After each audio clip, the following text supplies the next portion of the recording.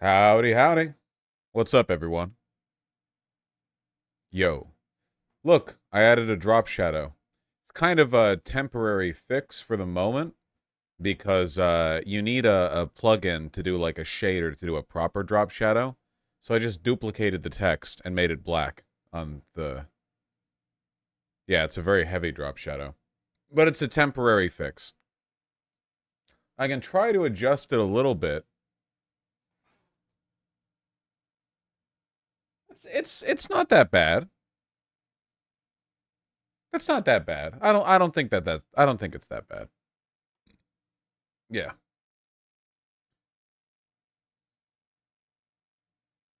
Now YouTube can see me? Yeah, exactly. Um, I'll get a proper shader for it soon. What's up, guys? But it's really readable? Yeah, that's the big dub.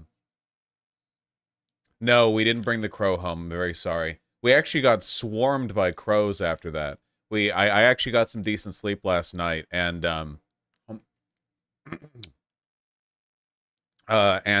was able to go out and get some shopping done. I got some new sandals. We were in the U District in Seattle, and we stopped for some food. And we fed a crow, and then a bunch of other crows showed up. We befriended a murder of crows. But I was not murdered by a murder of crows. I'm actually just fine. Don't feed the birds. Call the cops. Stop me then. You know, crows talk to each other. Yeah, they're great. Shieldhead's Barbie movie review just dropped. An accidental anti-woke masterpiece. Okay.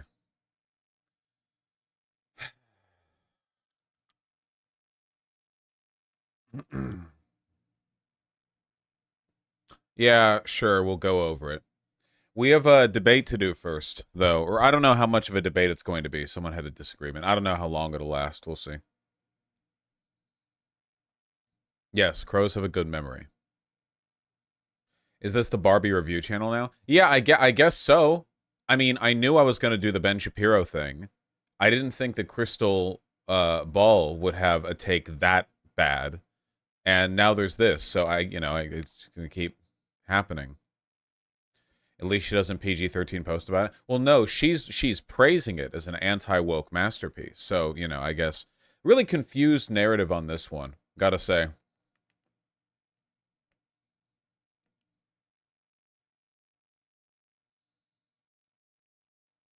Might be a clickbait. I mean, yeah, maybe we'll read it. I haven't watched the last few streams because of spoilers for Barbie. Well, watch the damn movie.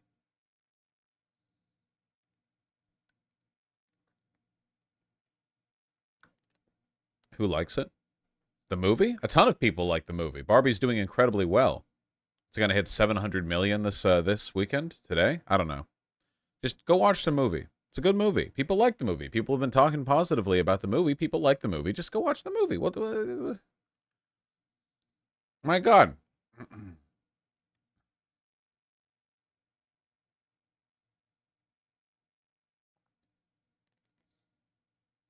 Where can I watch it online? Go to a theater. Okay, whatever. Next, we're watching a quartering video on Barbie. No, I think we'll withhold on that one. I don't think I'm gonna go. I don't think we're gonna go that far.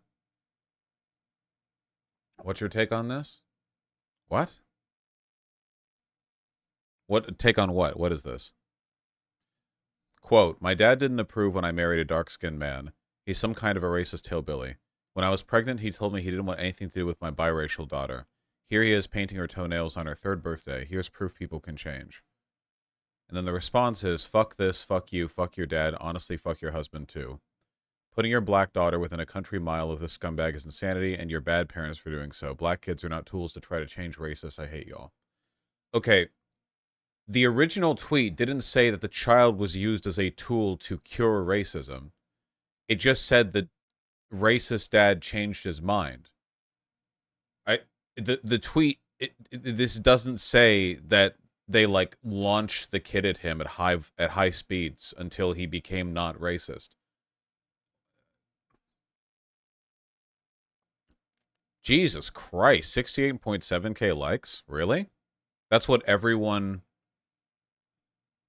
That's what everyone's taking from this?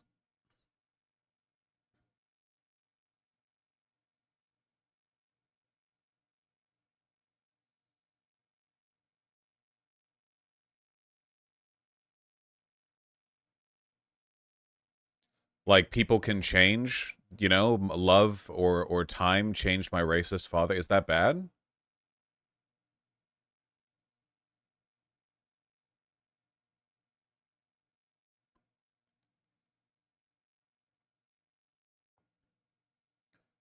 This is horseshoe theory, but with blue MAGA? Yeah, I guess. Wait, hold up. What was that take on race mixed people in the thread? Oh, I'm sure there's lots of crazy takes on that there. Yeah, this guy's left-leaning. I mean, ostensibly. Sam White's a piece of garbage. I don't know anything about him. Oh, yeah, here we go. I'm biracial, and I can tell you from experience they don't change. Oh, okay. There you go. They tolerate, but will still say the N-word fluently in conversations in front of the kid, thus make you question who you are. That, really? You know that? That's true? That, you know that? Just all people who were everyone who was racist is forever racist. Just know it, like, people just can't change. I'm telling you, man, a fuck ton of this discourse is from black people who hate mixed race people because they hate white people, and mixed race people who have internalized trauma from their experiences being mixed race. Like, this happens over. Remember when we were talking with Professor Flowers, and then with no prompting whatsoever, she was talking about how, like, her experiences with her, like, white dad or whatever, and it's like, oh, okay, you know.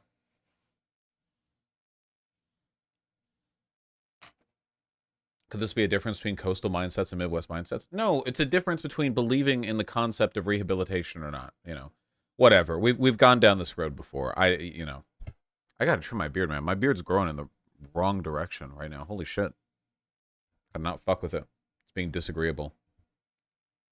Why is Mark's trending? What do you do lately? People found out that he said the N word once. Um,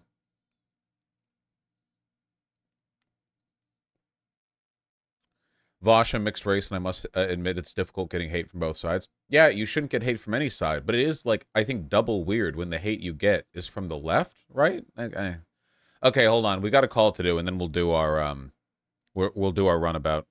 Hold on.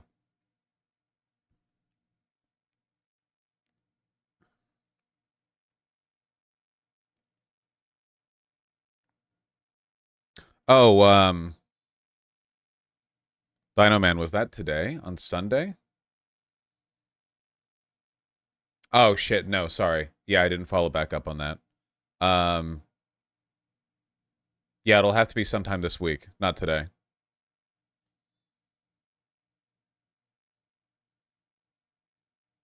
Leftist nothing. I've been getting so much done lately. All right, hold on.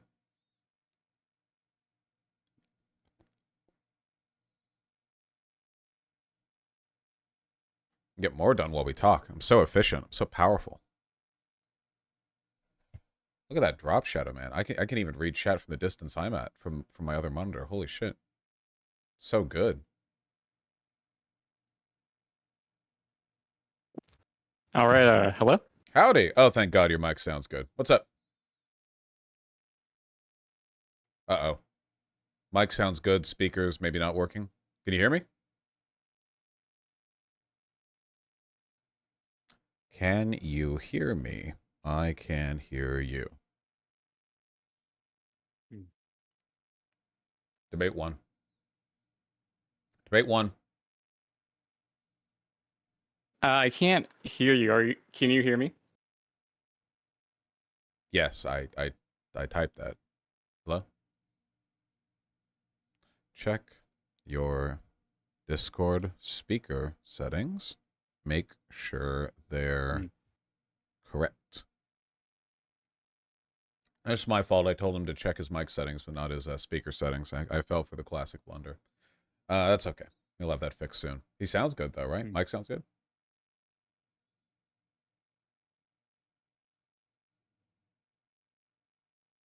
That's the most important part, right? Because you can always get a speaker thing working, even if their speakers are old or a bit malfunctioning, as long as they can hear you at all.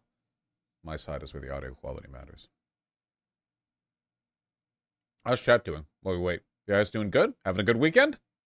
Huh? Hello? Hello. Hey, I can hear you now. Beautiful. And you sound great. How you doing? Hey, doing good. Am I coming through? Am I clipping or anything? Or No, you sound good. oh, cool. Hey, thanks, man. How you Yes. doing today? I'm doing pretty okay. I bought new sandals, always good. Was well overdue. Old ones were very old. So yeah, with big successes like that, it's hard to say today could be anything but good. You emailed me Oh with yeah, I mean, you totally need. Is it really hot where you are right now? You live in like Tacoma or something, right? I'm in Or like Seattle. Seattle, or Today was pretty nice. I mean, it's summer, so it's supposed to be warm. It's been a bit unseasonably warm, but I think that's just what we're meant to get used to now. yeah. Unfortunately, I think that's how it's gonna be for a while. Yeah, so you emailed me with a disagreement. I don't remember what it was about. Hit me up. But yeah, well, I was watching your Sonvi modern day debate appearance. Do you remember that? That was the lady with the PowerPoint, right? Yeah, she had like the 5 common arguments or something. Right. Yeah, it was that one. Yeah, people like that. Yeah, I remember. Yeah, like you really seem to disagree with her on a lot. I was listening to your opening statement, and you really seem bought into this whole self ID view of gender and sex and all that, and how just identifying as a woman or identifying as a man makes you trans. I guess I just had some disagreements with that. And I kind of want to hear your thought process through that. Yeah, certainly. Hit me up. What do you disagree with? Well, I guess to kind of talk about the things we do agree with, I do believe that gender and sex are separate, but they are related, as you said in your opening agreement, in your opening statement. Hmm. And you know, when people are born, they're assigned to sex, they're assigned to gender at birth, right? Can we Yes. both agree on that? Right. I guess we extrapolate one based on the observable sex of a baby. Yeah. Yeah, and usually it's like penis boy, vagina girl, and even like, I mean, would you agree with that? Yeah, generally.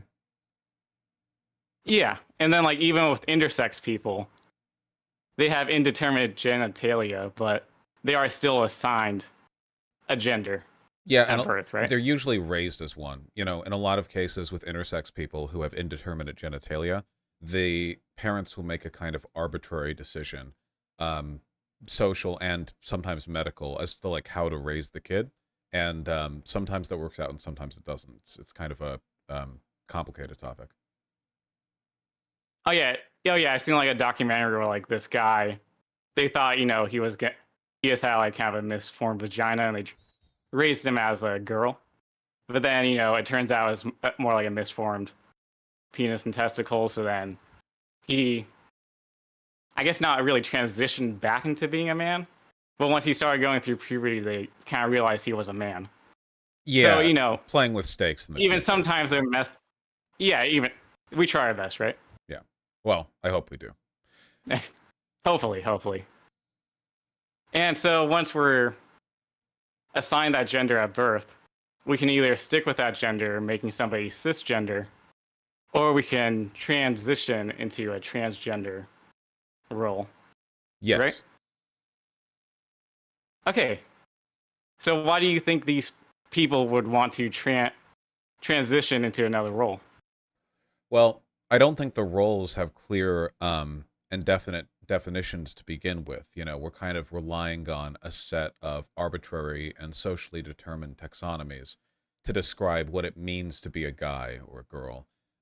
If you want to move out of that, I mean, that could be because you just don't think it aligns with your personality archetype. It could be because you think there's a dissonance between your gender identity, your preferred gender identity, and what your body has developed to be because people do associate, of course, femininity and womanhood with tits and pussy or whatever, and vice versa the other way around. Or you could do it just in a completely arbitrary fashion, like the rejection of the social label, which is also totally fine. You know, I don't think you need like a good reason to change your gender. I just if you do it, you do it, right? Well, I don't know if it's like a if you do it, you do it type of thing. Maybe like if you're more on the gender fluid side of things. But there would need to be something they would see in the other gender that they would want to transition to, right? Well, it's kind of like any other label, right? A person referring to themselves Mhm. as a gamer or a goth or a sports fan. I don't think there's that much stake in the label. Well, could you be a gamer if you don't play video games? Yeah, theoretically, right? If a Or like person, board games, or like let's say any type of games. Let's say you just read books. yeah, if a person was Like, could really you say into you're a gamer? the culture of gaming, I guess, like they were really interested in its like aesthetics or history. Like there are those people who like fastidiously collect shoes despite not like really wearing any streetwear or like kicks or whatever. Yeah, it's pretty varied, you know. Or certainly like if we're looking for definitions like goth or whatever, I mean, we're getting so blurry that it's difficult to draw any kind of definite lines. Uh, I mean, right, find me a person with a definite like concrete line where you are or aren't goth, depending on which side of it you're on. It's not really possible.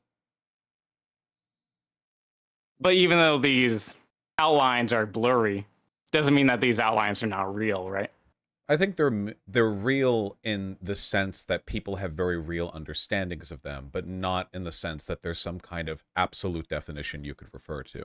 Like if the idea of what a woman is in America is really inconsistent and will vary massively person to person, but there's still a kind of general social archetype that I think you could refer to in a constructed sense. But I don't know if you could ever say that's wrong. Like if you ask somebody like what does it mean to be a woman? They're like, well, I think being a woman means being strong. You wouldn't be like, nah, no, that's a man thing, idiot. Like you can, even though we do typically Yeah, associate strength with obviously men. you wouldn't think that, right? Like that'd be Yeah, ridiculous, but that means it's right? non-falsifiable because even in an instance where you would imagine you would have like an exact contrary example, like, well, no, men are the ones who are considered strong. That's the typical role, but you still can't prove them wrong for saying it, right? So I don't think there is like a hard line definition to refer to. No, I don't think there's a hard line definition either. That's why we can see people like Snooki from the Jersey Shore and someone like an actress like Sarah Paulson, and how they're two very different women, but they are both in fact women, right? Yeah, I mean, last time I Yeah, heard, and then I we don't can know if their also minds have see changed. how. What was that? Oh, I said last I heard, I don't know if their minds have changed. Oh, me neither. As far as I'm aware, they're both cisgender women, but we can also see a transgender woman is a lot like a woman, right? Well, I don't know. I don't know what it means to be like a woman, to be honest. Okay, then let's talk about like transgender men. Like a transgender man looks a lot more like a man than, let's say, a cisgender woman, right? Yeah, if they dress the right way and take hormones or sometimes get work done, then they can certainly. I mean, there are plenty of trans women who pass right as cis women, and likewise for trans men. So there are in an aesthetic sense, there are definitely people who cross that boundary pretty effectively, I'd say. Yeah, so we see that there are people who want to transition to something, right? Yeah, lots of people. Yeah, so I think there is like a definition of being trans, and like a kind of like a definition. We all have this general idea of what being a man and a woman is. Yeah, well, I So I, think I we have kind of a didn't understand your argument in the zombie debate, where you're kind of saying like these things are just words and they don't mean anything and things like that. well, they don't mean Because I know a anything lot of trans people inherently. who like these words mean a lot of things to them, right? Like Right. it's their whole life and self perception, right? Yeah, they don't mean anything inherently. They mean a lot individually Well, to no people. word means anything inherently, right? Right. Well, that's the thing. I agree. This is why I hate like when people say, well, objectively a woman is this. Objectively, no word is anything. That's not how anything works. Language, we construct these definitions. But in this case, the definition is doubly constructed because not only do we decide like what the words mean, the term we're referring to is socially constructed too. So we're dealing with like two layers of ambiguity when it comes to whether or not anything could be said to be objective. Um, when it comes to gender identity. I'm not saying that gender identity doesn't mean anything to people. I'm just saying it doesn't mean anything empirically. It doesn't mean anything in a way one could cross-reference or check or refer to. At the most you can get is intersubjective agreement, where you could say, okay, I don't know what it really means to be a woman, but I know that, for example, here in America, we have general traits we associate with it, like motherhood, being kind and patient, and that sort of thing. But that wouldn't be an objective marker, and you wouldn't find a woman who isn't kind or patient and go, well, by these definitions, then she's not a woman, because it's all arbitrary. Yeah, like I said, there is no hard line of ways to be a woman. But like objectively, like a cisgender male could not objectively be a woman, right? Well, I mean, those would be two contrary terms. But a transgender woman could be a woman because she adheres more to the social characteristics we all tend to share in our culture, right? Since we do live in a society and interact with people Well, on a daily basis, like she no man would on be an a island, woman, right? whether or not she did Yeah, anything she would or be. changed anything about her behavior. If you refer to the self-ID model, then all she would have to do is say she's a woman, and that would be enough for me. Um, What, Obviously, if she like, wants to why be would that be perceived enough? as a woman. Hmm? Like, why would that be enough if she has no desire to be a woman? Well, Let's say it's a cisgender man who has no desire to be a transgender woman, but he just identifies as a woman. well, that would be the desire. If you identify as something, that's a conscious process that indicates a desire to identify as that thing. That would be the only marker I would need. I wouldn't really care if she wore, feminine clothes or anything like that. It wouldn't really relate to my categorization there. You could say that she's not feminine, right? Like, if there's a trans woman who says that she's a woman but does nothing to transition, you could fairly argue that she's not feminine and doesn't look or act womanly.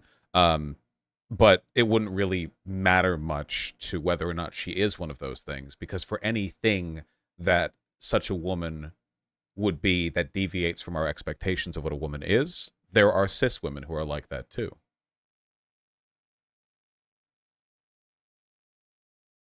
But doesn't that feel a little transphobic that you're saying a cisgender man with no desire to transition into a woman would be just as valid as a transgender woman who put in the work to be, let's say, not even traditionally like a super hyper conservative woman. Let's say like more like a redneck woman, so she could still be masculine, but Sure. she wants to project herself as a woman. Why would that be just as valid Because, as a cisgender man well, if who they're doesn't desire to transition? well, if they say that they identify as a woman, they're not a cisgender man. You mean a totally not transition trans woman, somebody who isn't doing any work to make themselves appear as or act as a woman. But the validity of the identifier woman, it's not a more than thing, right? Like, for instance, being tall and strong are masculine characteristics. They're associated with being a man. But I'm not more of a man than a guy who's shorter than me. Like, you could say I'm more masculine than them in that respect, but the whole what you identify as thing, it's modal. It's not really like a spectrum where one person can be literally more of a woman than another. They're both women. Maybe one's more feminine. Wait, so like a cisgender man with no desire to transition, no dysphoria, like let's say Steven Crowder just says he's a woman as a joke. That's as valid to you as like Janet Mock, or like that's as valid to you as Laverne Cox or something? Like If you think a that doesn't make any person's sense. if you think a person's being insincere, like, for instance, like, I think there are lots of ways that we respect people when it comes to self-ID, like their names. If a person wants to change their name, they don't need to prove anything to me. I'll call them by the name they want. But if I'm in school and said, like, I'm in high school or whatever, and some guy goes up to me and like, hey, my new name is Shit Dicks, so you have to call me Shit Dicks. Like, I don't think that I'm having my belief on recognizing and respecting other people's names being challenged when I don't do that with them. You know, if a person's being transparently insincere, then, like, okay, you can be rude to them on that basis. But if a person's being sincere and somebody's like, yeah, I'd like to, I identify as a woman, but I'm not going to transition in any way, then yeah, that they would be as much of a woman as any other woman. All women are equally a woman. They're not equally feminine, of course, or they're not equally Yeah, passable. they're not, obviously they're not equally feminine. I mean, they're cisgender women who are not feminine that we still consider women, Yeah. right? Oh, yeah, yeah, absolutely. Or like butch lesbians who sometimes get accused of being trans women and kicked out of bathrooms. Yeah. Yeah, so they're still the same gender, right? Even though they branch out in all these ways. Yeah. So like someone could transition to being a woman, like a butch woman, right? Like I said earlier. Well, yeah, certainly. I mean, if they would Yeah, probably so be why are they considered just as butch, I think. valid as someone like Steven Crowder? Well, I don't think they're just as valid. Steven Crowder does this bit Well, you said insincerely. all women are women, and you said to be a woman is just to identify as a woman, right? Yeah, but as I said, if a person's being transparently insincere with that or any element of their identity, I don't feel I have to be, considerate towards it. But if they're being sincere, then sure, yeah.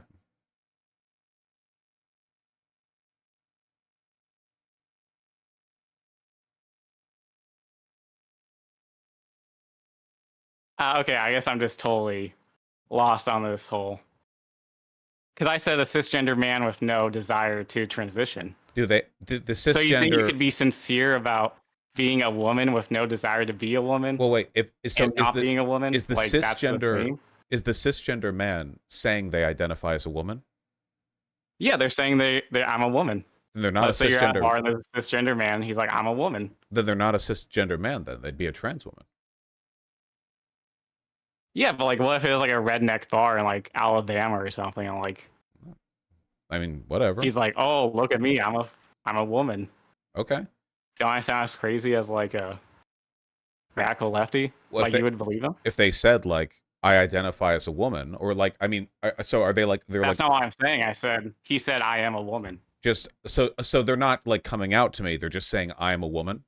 No, they're just saying it. They're Oh, just saying I'm a well, woman. I don't know their story. What if they're a trans woman who just hasn't had the ability to socially transition? They could be in the closet for all I Well, if know. it's like I said, where I said they're a cisgender man with no desire to transition. So what? So they're just saying I'm a woman, and they Yeah, they're just saying I'm a woman. that would mean they identify as a woman because they just said I'm a woman.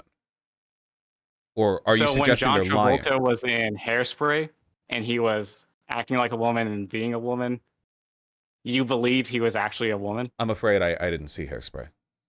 Well, let's say somebody in drag like RuPaul, he dresses up like a woman. He's like, "Oh, hey, girls." But So, RuPaul doesn't claim to be a woman. RuPaul is doing a performance where femininity is the subject of the performance. RuPaul doesn't claim to be a woman. okay, how about when Lauren Southern got her gender changed to male on her license, Oh, that'd be and a she said, "I'm literally a man." Like that's legal literally designation. what was that? Well, that'd be a legal designation. There are people whose legal gender doesn't overlap with their actual So when a trans identified woman gender. transitions legally, that's not like really transitioning. Well, what I consider to be whether or not you've crossed the threshold and become a woman or whatever is if you simply say you identify as one or indicate that that is what your gender is. You're expressing what you think of yourself to be. The legal identifier is it's the consideration of the state, you know. And if Lauren Southern were to go up to me and go like, "Haha, I'm a man now," actually, I probably wouldn't take it seriously because I don't trust her. She lies all the time on many issues. And I think she's just being insincere. But if Lauren Wait, so if a Southern, trans person came up to you and you didn't believe them, that's okay for you to misgender them? if I felt a person was being insincere, then yeah, I don't think there's anything Oh, transphobic okay, about that's marking interesting. people for insincerity. Like I said, if a person went up to me and was like, "My name's shitfuck," actually, like I don't think that it would be rude of me to go, "Okay, well, I'm not going to call you that." Interesting. Is it? I mean, this doesn't happen in the real world. What you're describing, what we're talking about is Well, I mean, I already brought up Steven Crowder identifying as a woman. I ri- already brought up Lauren Southern but the thing identifying as is, a man legally. you might Like, what do notice you mean it doesn't happen in the real that world? neither of those instances caused any confusion or trepidation in the trans community.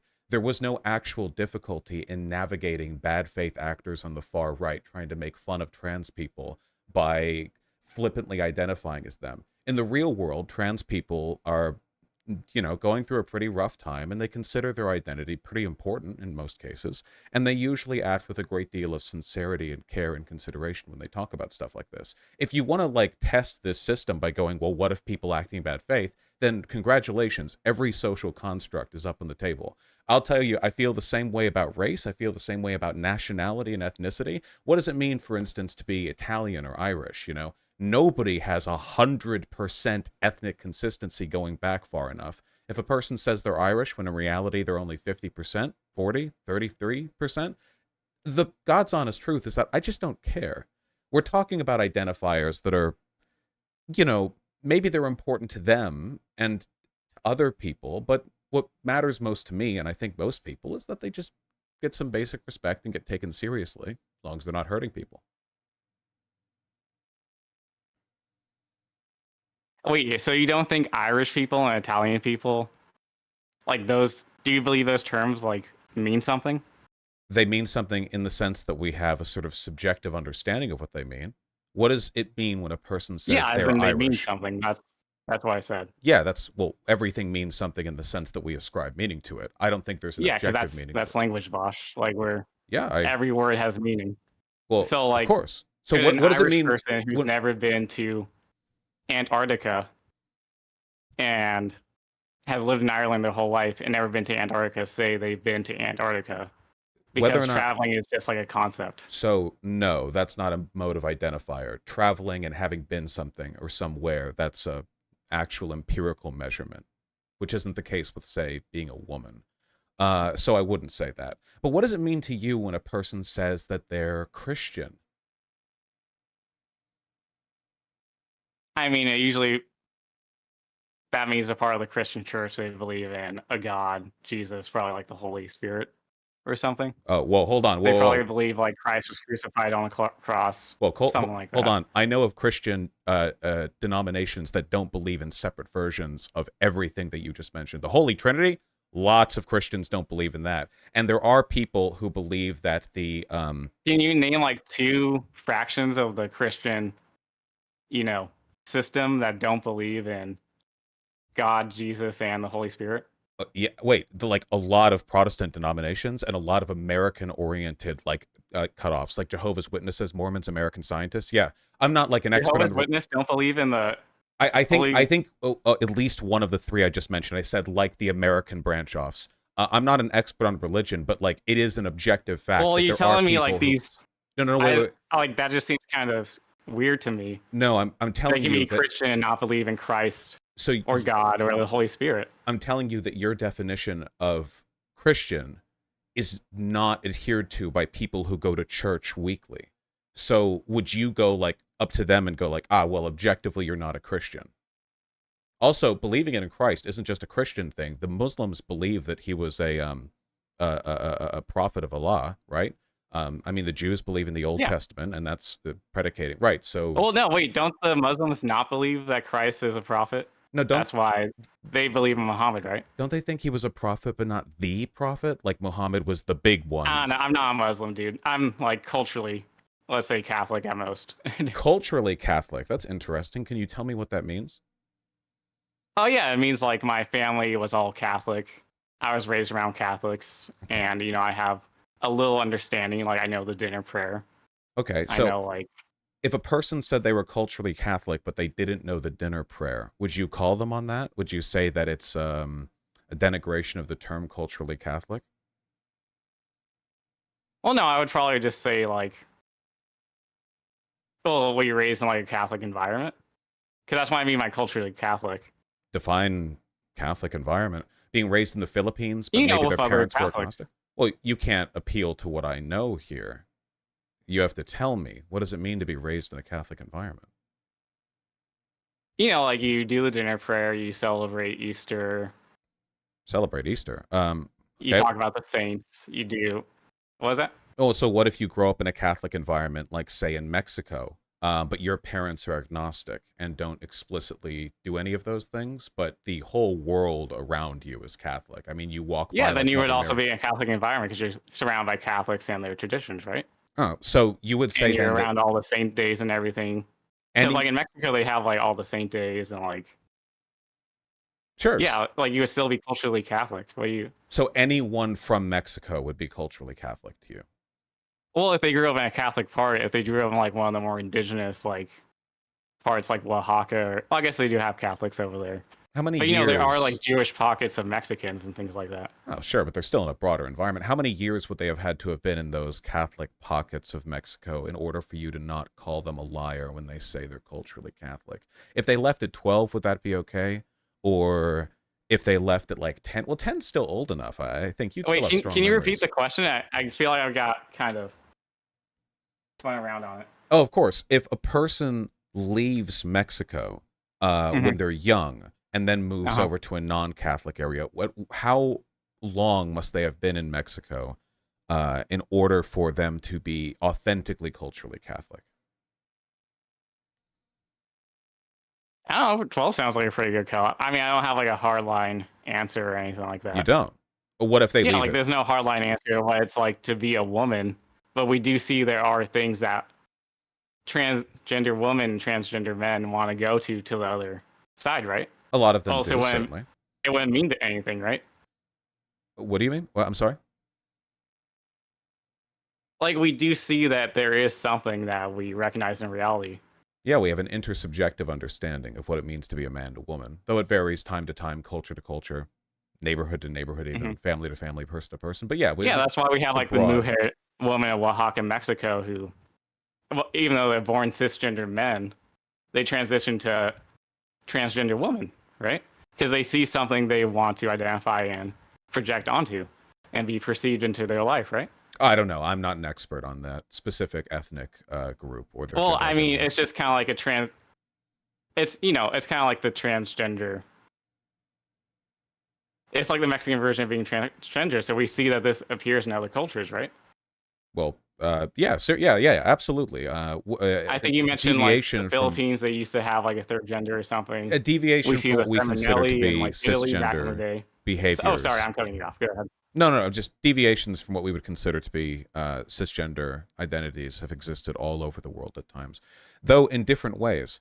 But I guess what I'm curious about fundamentally, because the whole point of talking about the culturally Catholic thing is that when people tell us about what they are, or what they feel they are, or how they feel, um, we don't really call them on it because it would be insane to in most cases. If a person described themselves to me and I was like, okay, well, I'm going to need qualifiers for all of your claims on this, that, the other. And not just qualifiers, but proof as well. Like, I need proof you were in Mexico for this length of time. I need proof that you have 6 items of black clothing or you can't call yourself a goth. We don't normally do that. We normally just go, oh, well, okay. And if you wanted to go later after understanding Well, that, yeah, we don't normally do that, but if someone just says I'm a goth and they don't have any black stuff and they don't listen to The Cure, like, what do you? well, you can't prove Then them I think it objectively would be wrong. fair at that point to be like, wait, what makes you a goth?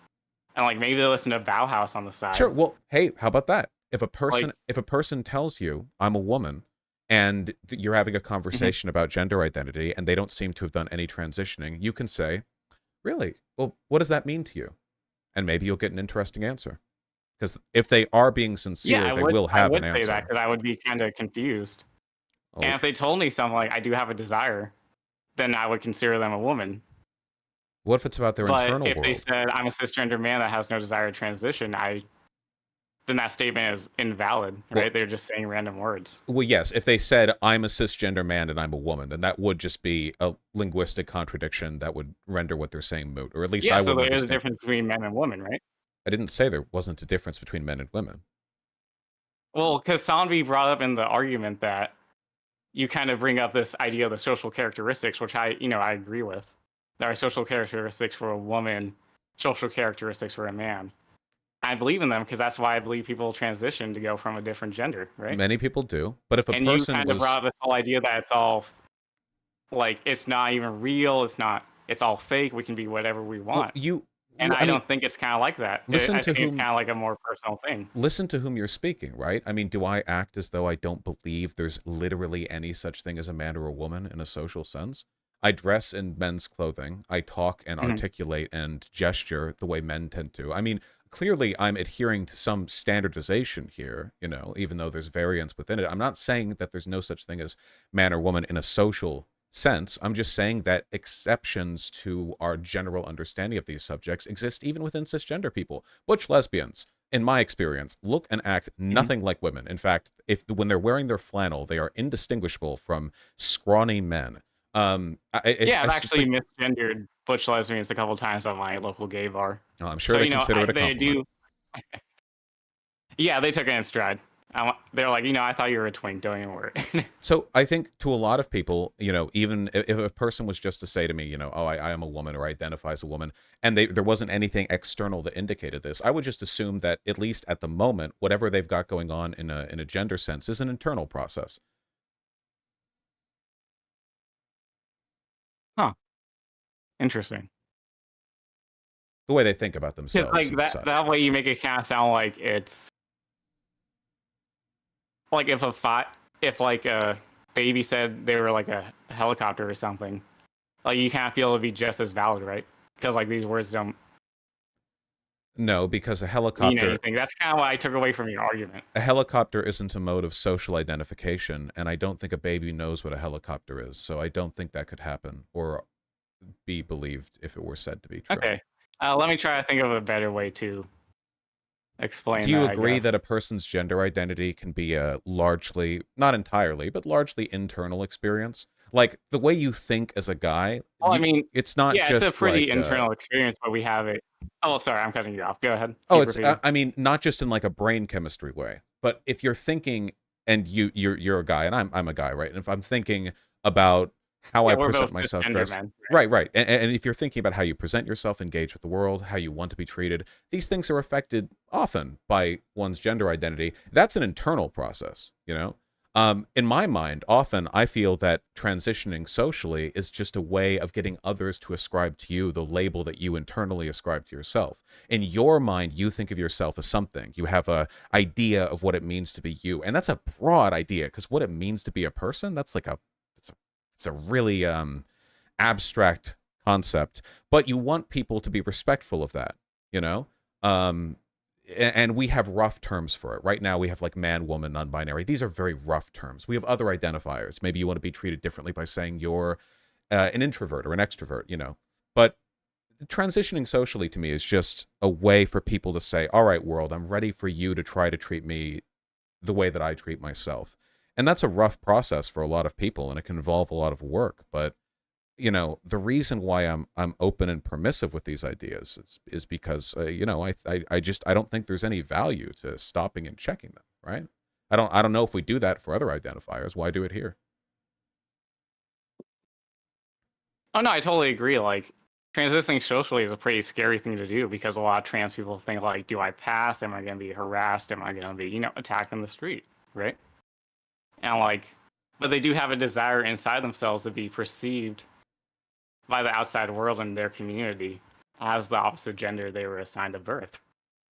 So we do see that these things have a meaning more than just saying, I am a man, I am a woman. Right. Well, but the meaning is going to shift person to person, system to system. We're not referring to an objective Well, yeah, metric of everything whether shifts from person to person, right? Like we all don't have the same perception. We all don't have the same. We're not a hive mind. right. We're So all if a person's individuals. perception of woman possibly Hmm. includes somebody who looks like me, I don't think a lot of people would agree with that, but I don't think they're objectively wrong. They can't be proven to be wrong because there is no objective marker to compare it to. You could Wait, say it's looked an like you unpopular take. and like let's say exact clone of you. Sure, exactly like me.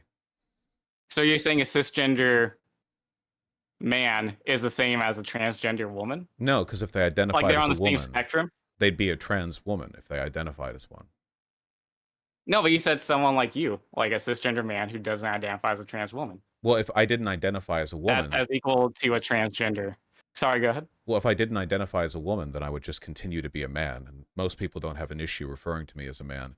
But if I looked exactly as I Yeah. do and I said I am a woman, it's entirely possible that I, or the clone of me who said this, whatever, has an understanding of what it means to be a woman, which can include a person who looks like me and acts like me.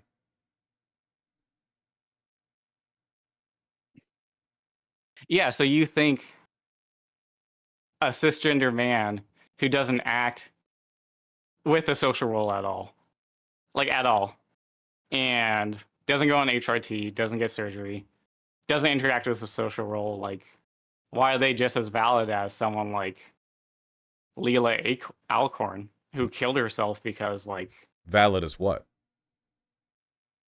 why would that person just be as valid as Layla? Valid in, well, we're all valid as humans. What do you You're mean? saying a cisgender man is as valid as like Layla Alcorn. Like why is that? Wait, valid I feel like that's transphobic to as me. people? We're all people. I don't know what you mean by valid. We're all people. I think that I'm as Yeah, valid as you're any saying a trans man who woman. looks like you and just randomly says like I'm a woman is just as valid. In Like in I feel like that's a pretty in bad being a argument. woman, if a person Uh-huh. identifies as a woman, then that to me is the end of the argument. If you want to But argue why? about any, well, because the whole argument that I laid forward about self-identification, the internal world of gender, the fact that it's literally not possible to empirically disprove what I'm saying, the social utility, the whole conversation has been me explaining why. Well, let's say this Vosh 2.0 who just is like you, but just says she's a woman. Let's say she's a woman So this that would be still a wants to use trans he, him woman. pronouns. This would be a trans woman who looks Let's say like it's a me. let's say it's a trans woman who wants to use he, him pronouns and looks like you Okay. and was assigned male at birth. Mhm. You would say that's a just as valid as someone like Abigail Thorne, who has transitioned socially, characteristically, has had. I think she's had some female feminization surgery, right? Or is that just ContraPoints? I'm getting them confused. I don't know. Like She's she's just British. as That's the valid. end of it for me. Wait, you don't think she's trans? No, I think she's British.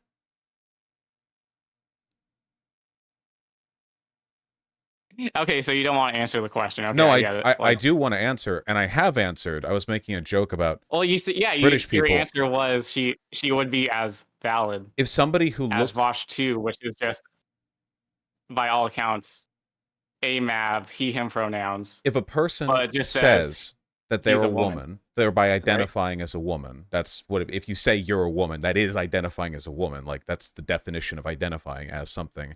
Then they are as much of a woman Yeah, we under a can all self-ID identify as model. something, but just because we identify as something doesn't mean it's true, right? Well, that's because most things that we might identify as aren't identifiers, the way that woman is. A helicopter is not an identifier. It's a type of military equipment, or I guess there are civilian helicopters. Whereas woman is an identifier. It's one of those things that you really can just say, I am X, and that can be an argument. I'm an introvert. Find me someone who can disprove that. I am, I was about to say I'm a Virgo. I think you can disprove that. Not that it fucking matters. No, if you say I'm a woman, you identify as a woman, whatever, then that's the end of it to me. Now, if you want to say, is a person more Well, can I ask a valid in question other about that really quick, or do identifiers? you? Well, you can ask Hello? whatever you want, but the self-ID model is remarkably simple, so my answer is not going to vary much. Oh, I guess it is simple because it's like 1 + 1 = 4 is simple, but Can it you doesn't objectively prove make sense, what? right? Can you So, objectively like, prove? could Wait, wait, you, wait, wait, wait, wait. if Can you someone was a party wait? No, animal and wait, went wait, to a wait, party wait. every Hold on, single night hold and on. hung out with new people, I don't sorry, I'm think you asking a can. question, No, Vosh. I know you are, Someone went but to a I'm. party every single night and hung out with new people every single day and didn't get tired of it, and then they came to you and like, yeah, I'm actually an introvert. You would believe them? So, if there's one thing I really dislike with conversations like this, it's when you don't learn lessons from previous answers.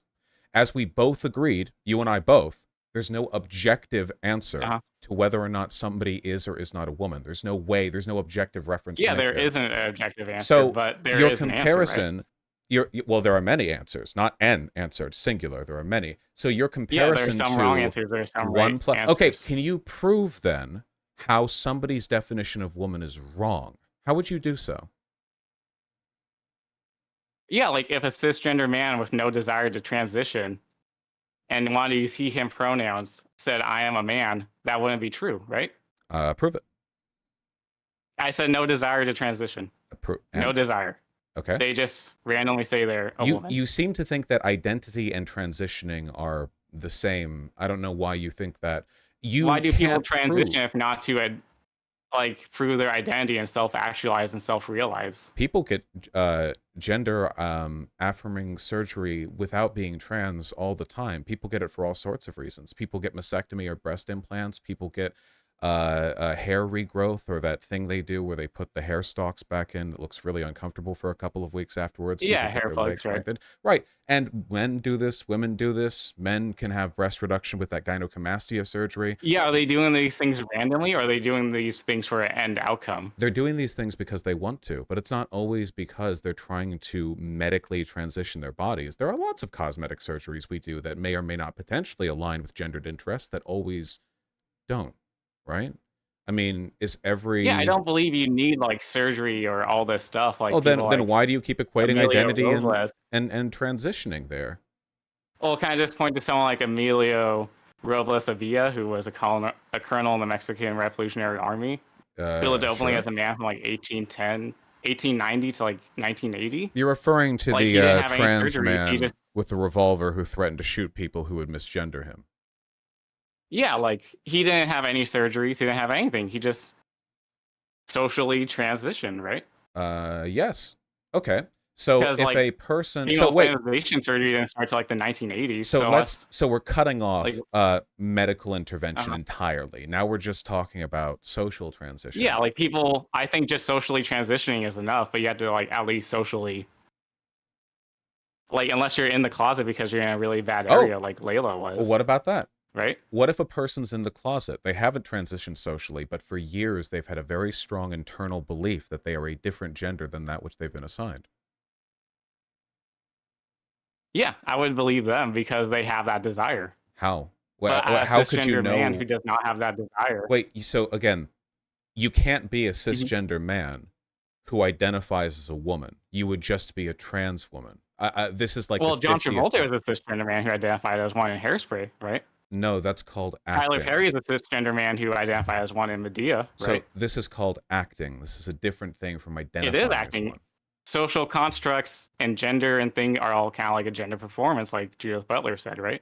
Yeah, but Judith Butler would conk you over the head for citing her here because when she talked about gender as a performance, she didn't mean literal, actual acting as a job that you go into and act And in do you front think of a Judith camera. Butler would believe that a cisgender man with no desire to transition could identify as a woman and be correct in being a transgender Judith woman? Butler? Yes, absolutely. Are you kidding me? 100%. Judith Huh. Butler's theory of gender performativity leaves open. Does a woman stop being a woman when she lays to sleep and does not act or perform in any fashion? No, no, no. Of course not. No, Judith Butler is an ally to trans people of all stripes and colors. I don't think there's Yeah, any I'm an ally of misunderstanding. trans people too. That's why I believe there is a difference between someone with no desire and someone with a desire. There is a difference. You just You described seem it. to believe you seem to believe someone like Steven Crowder could say I'm a woman, We've and you already would believe answered him this. unironically. Are you forgetting earlier portions of this conversation? We've addressed this exact question.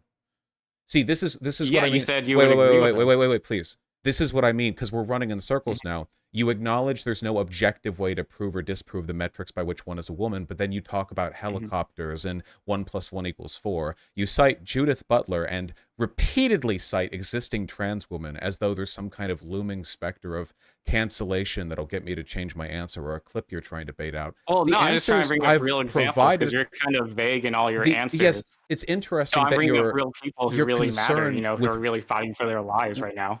it's interesting you're concerned with real examples when the subject that you're interested in is meaningless and affects nobody. The idea of a person who So claims since they're it's meaningless, we trans... shouldn't talk about like Well, if it's a it's... Well, hypothetical, so Josh. You should engage do you with. then see the Uh huh. argument that you are concerned with a meaningless topic right now and we are arguing entirely over Well, I'm nonsense? considered a real topic. You don't want to engage with it, so I'm giving you a Wait, hypothetical. what don't I want to engage with? You seem to think being a woman or a man is just saying I'm a woman or I'm a man. That is the You don't seem self-ID to believe model. in all the characteristics and everything. Yeah, I think that there's a difference between trans women who want to socially or medically transition and trans women who don't. But the difference is whether or not they want to do those Mhm. kinds of transitioning, not whether or not they're a woman. That's why it's called the self-ID model. You just need to self-ID. That's it. This is, by the way, I interact with a lot of trans people. This is not an experience that I've ever had. Like, interacting with somebody who insisted that they You were a never met a woman, but trans also... woman or a trans man that said I have a desire to be this opposite gender. They're like I'm doing this randomly. Like what do you mean? I'm not entirely sure what you think I said. What I said is I've never encountered this person you're Yeah, referring you to. said that you met a lot of trans people that don't have this idea that I have, right? No, Oh, I no, no, might no. I might have misheard you. Yeah, I've never met a person who is like what Mhm. you're talking about. Somebody who says, "Hey, I am assigned male at birth, and I go by he/him pronouns, but I'm a woman, but also I'm not going to do any kind of social and medical transition." If such a person were to exist, I would still respect them, but they're also, at least not within my line of sight, somebody that exists. No, Uh, but why would you respect them? Because it's the self-ID model. They self-ID'd. That's it. So then, like, It's when done. conservatives are passing all these anti-trans legislation, and they're saying being transgender isn't even real, they can point to your self-ID model and say, well, look, even in their model, like, I could be a woman. The self-ID model has been rallied around as a celebrated system for accepting trans identity because it's good for them, not because it's bad for them. Conservatives would not stop being transphobic if we were like, oh, no, no, no, as long as you socially transition. That's not how that works. They wouldn't give up and go, oh, well, we were going to exterminate your whole group, but, you know, now that you've only considered people trans who have engaged in some level of social transition, well, then we're going to hold off. This isn't a real problem. In truth, none of this is a real problem. There's no harm at all in anti-trans legislation isn't a real problem. What you No, what you're talking about isn't a real problem. To battle these legislations, we need to prove that trans people are valid and real. And that there is a real person that we are defending, a real protected class you're talking that we are about defending, right? Isn't a real problem. What you're describing is not a real problem.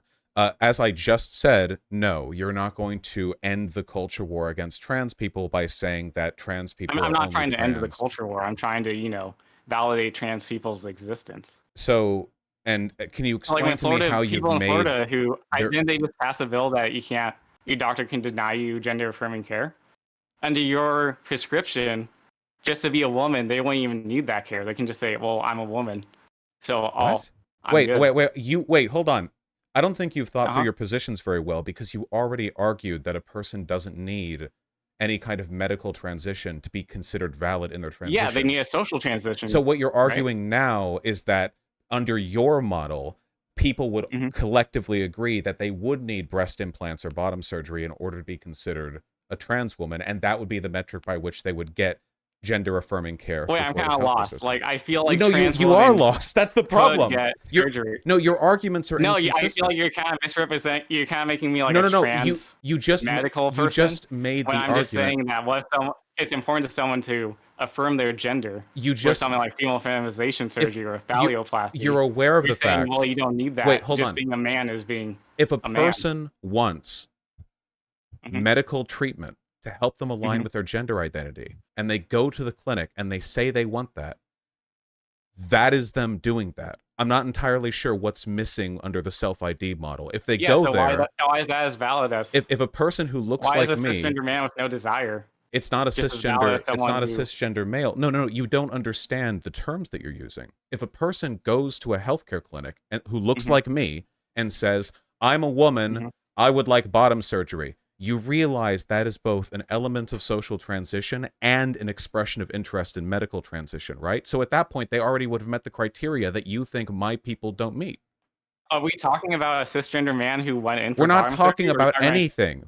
The thing you're talking about isn't real and doesn't exist. You're talking about a made-up group of people who would... Trans, no, this isn't real. This isn't real. It's not real. This group, you already admitted this is nonsense. This doesn't happen. This group of people doesn't exist. You're obsessing over them because you're trying to find a wedge argument against a system that works for everybody and hurts nobody. Well, cisgender, that doesn't work for everybody. Explain to me who's hurt materially.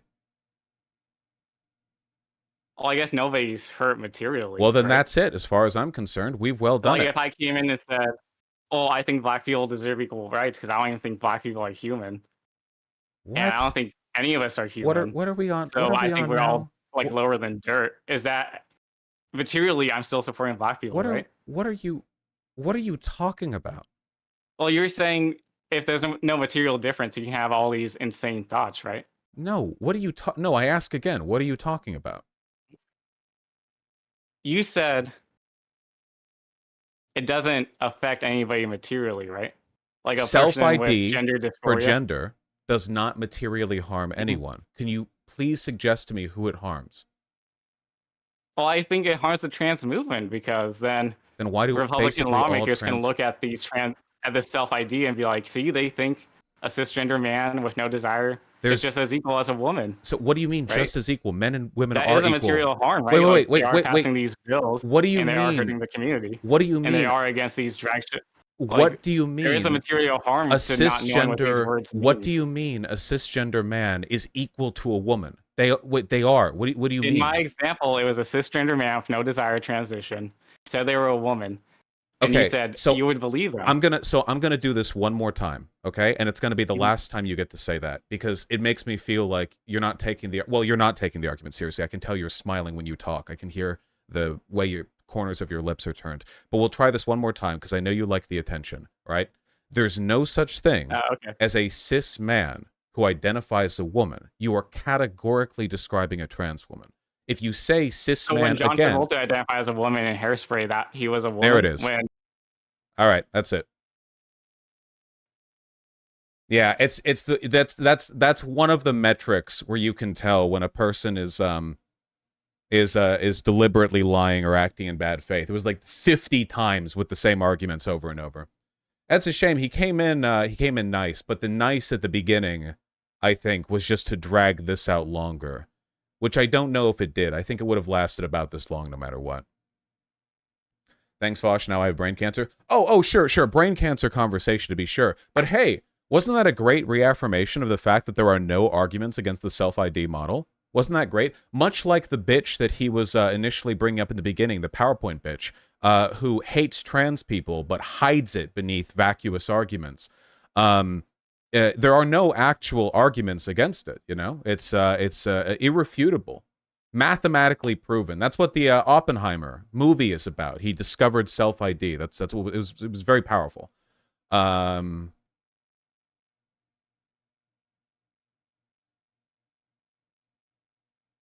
Yeah, this is like a pattern that I always run into where they have the initial questions and arguments, but the longer it goes on, the more it feels like they're trying to bait a clip because they keep returning back to the most sensationalized language possible. Like, you think a cis man who says they're a woman would be equal valid to this one trans woman who was murdered? Like, oh, are we really testing the ideas here, or are you just trying to like bait a clip? Like, also mentioning Abigail Thorne, who is a fucking gender abolitionist, who argued that dysphoria isn't even categorically real. I don't know what kind of infighting that was meant to provoke, but that person probably doesn't know much about people on the left, because they're probably a fascist, or at the very least, no, they're probably a fascist. Yeah,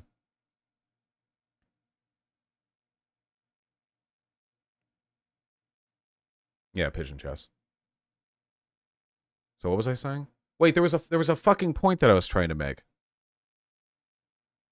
Oh, right. But the longer and longer the conversation goes on, you can tell they're smiling when they're talking, and their voice starts to drawl more. As in they take longer to say the same thing. It's because they've lost the initial bite because you haven't taken it, and they're now just trying to like cycle back. Like when I was like, hey, can you explain what harm the gender ID model is? And he was like, oh, I can't find one, but what if I said all people, even black people, are bad? It's like, wait, what the fuck are you talking about?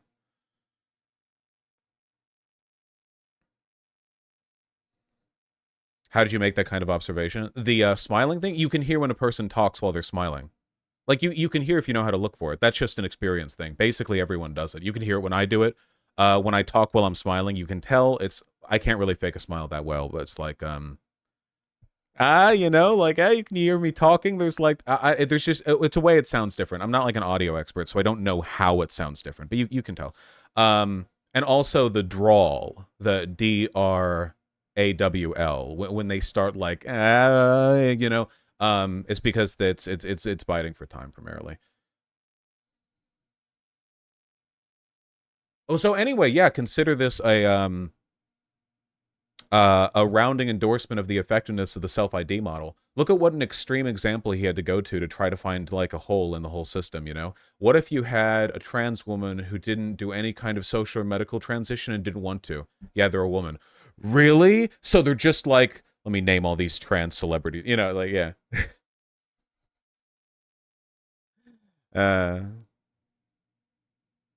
What if a cis guy was a cis guy? Oh, that was the last one too. He started dropping words. When he started saying stuff like a cis man is just as valid as a trans woman, he said that multiple times too. I think you're missing a few words in there.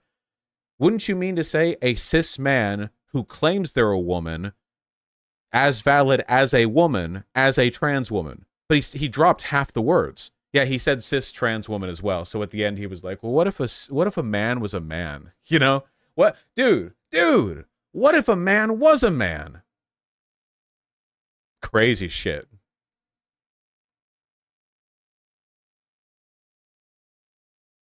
I'm sorry for the people who wanted me to go like super hard against him, but with that particular style of bad faith engagement, you usually want to like wait for them to fall apart, and then you go like, you're a waste of time, bah, you know, because if you just start yelling, they get what they want.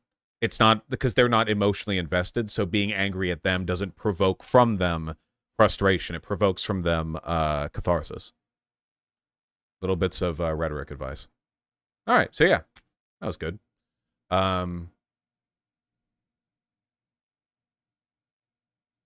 Seems he was convinced identity equals performance. Well, he doesn't know that the person to whom I just spoke is almost certainly a fascist who liked the PowerPoint lady because the PowerPoint lady is also almost certainly a fascist, or at least a transphobe who fronts with bad arguments. And he wanted to take a shot at doing the same, but he doesn't know that much about trans issues, which is why we keep getting the awkward phrasing. And, you know, it betrays a lack of understanding. But that doesn't mean he was stupid. He was smart enough to make a big mistake, which was to follow through in the arguments long enough in order to indicate that the later stuff he said was bullshit. Like him saying there's no way to objectively prove a definition of woman right or wrong, but then later saying it was like 1 + 1 = 4, or speaking with the coherence of a person older than 4 years old, and then later making an attack helicopter joke. They're inconsistencies that betray a person's not actually engaging in good faith. Sorry, I just thought I'd turn this into like a basic rhetoric and honesty lesson since we didn't get like a big blow up at the end, you know. But yeah, it's yeah.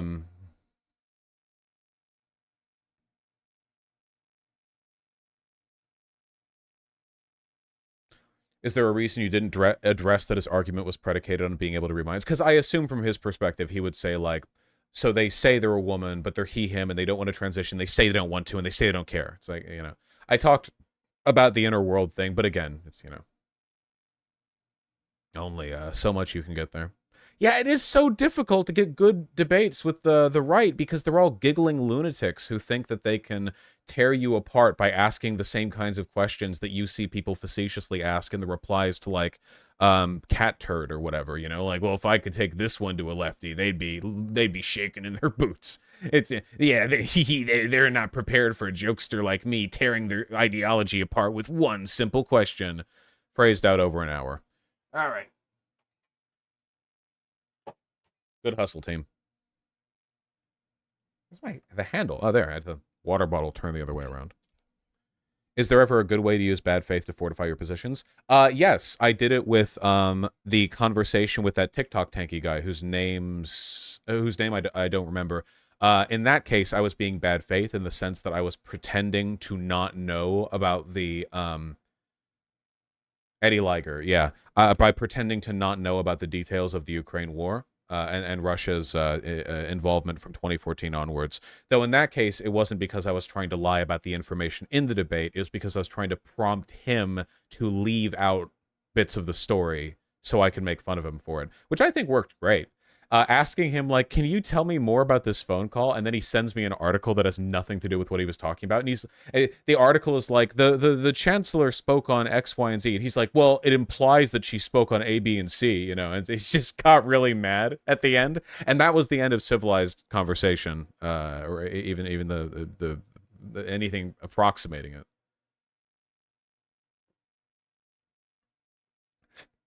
Yeah, pretending in the most obvious way. I was trying to act deliberately and sincere there. Like, it was obvious I knew more than I was going on for, but, you know, whatever. Oh, yeah. Dude, I'm going to get so many followers from this. Yeah. I'm going to get so many followers from this epic own where I, after 15 minutes of questioning, link an article to you that it says nothing you said it said. Fantastic stuff.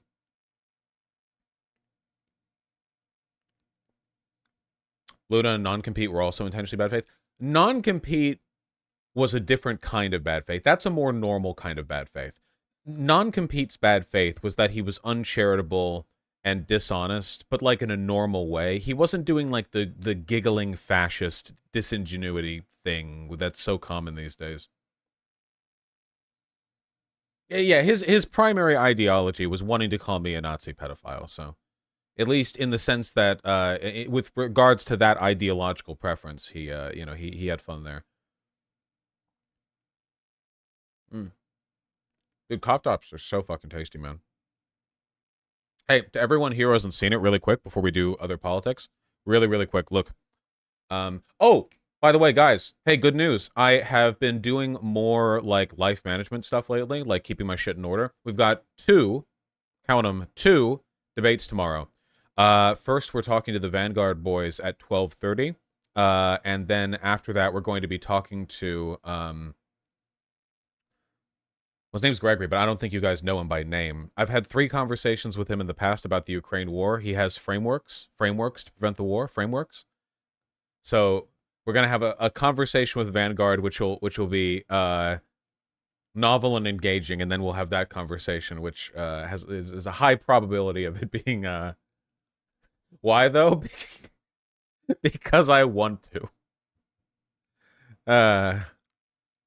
Hey, keep your mind open, guys. Maybe it'll go well.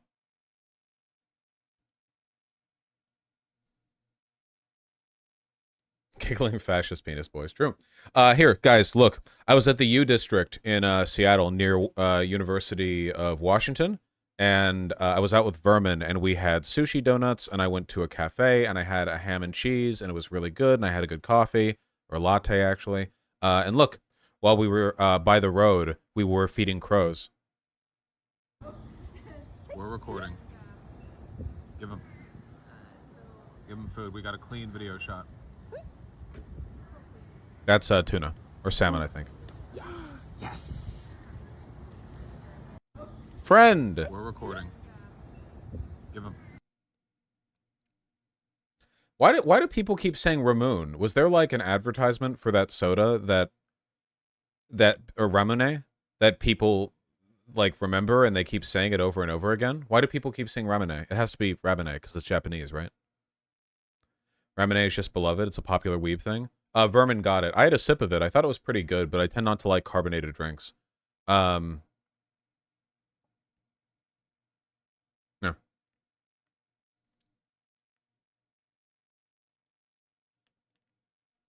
MatPat is trending again? No, he's not.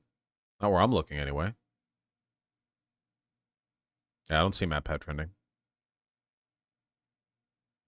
Carbonation too spicy for his weeb ass. I don't like carbonation like at all. For alcohol or anything. I don't like the bubbles in my stomach. You know. That video is a perfect example of hearing you smile. The you before after accepting. Oh, true. Yeah, you can tell there. Yeah, you can tell there. What is this, Mr. Slyn? What is this? Why do you keep linking this? What is this? AI can also be racist. I knew that. Everything I don't like is racist.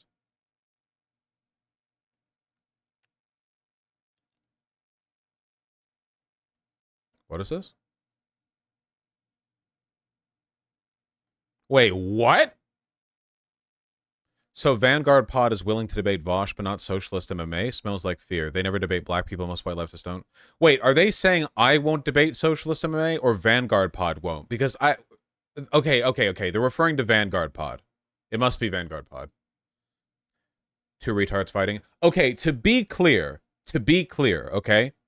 I have disagreements with the Vanguard Pod, but they're like capable of a conversation. Socialist MMA is an IQ black hole. He's a fucking retard. He's insane. He's not just retarded. He's insane too.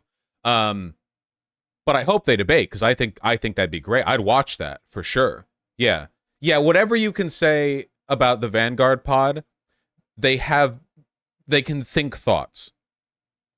Sabby's been really snippy at Twitter as of late.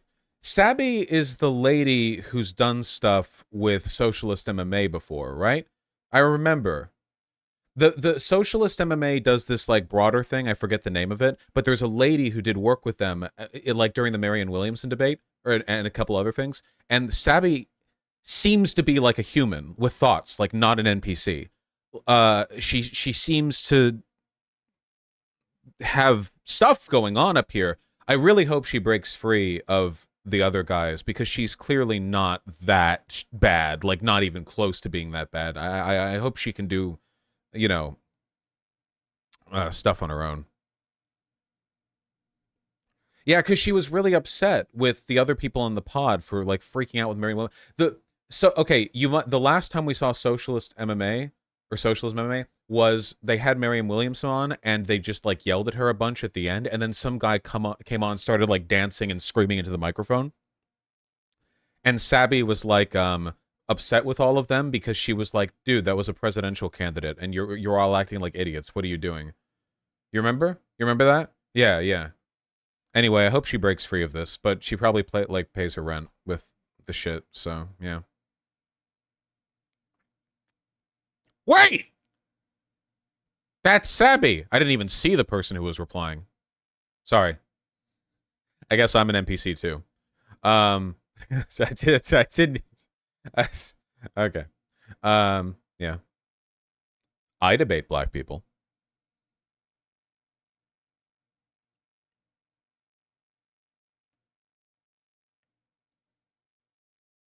You sure do, sweaty. Okay. Mm.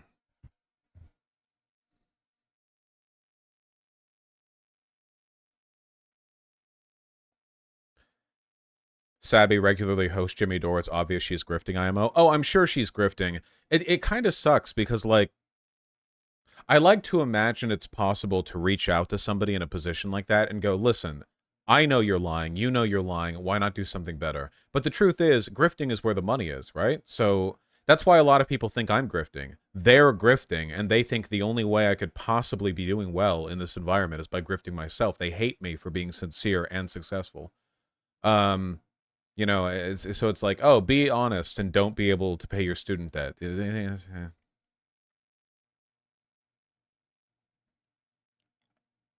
Dora's lost so much credibility on the left that no real leftists care about him anymore. Yeah, that's what I've said before, right? That's the consolidation versus like ostracization thing that far-right groups do, where they'll have periods of spreading out and trying to reach out to people, and then periods of contraction where they just try to hyper-radicalize their existing base. It's happened with Jimmy Dore, RFK Jr. Remember how just like 2 years ago, Jackson Dinkle, and Haas were both just like spicy communists, and now Haxon Jinkle is like an openly far-right, like QAnon Nazi guy, and it just took like no time at all. It's the consolidation. Speaking of, look at this. I've said before, and I'll continue to say, that because Nazis are ontologically retarded, they're really, really bad at keeping their power level down when trying to appeal to people.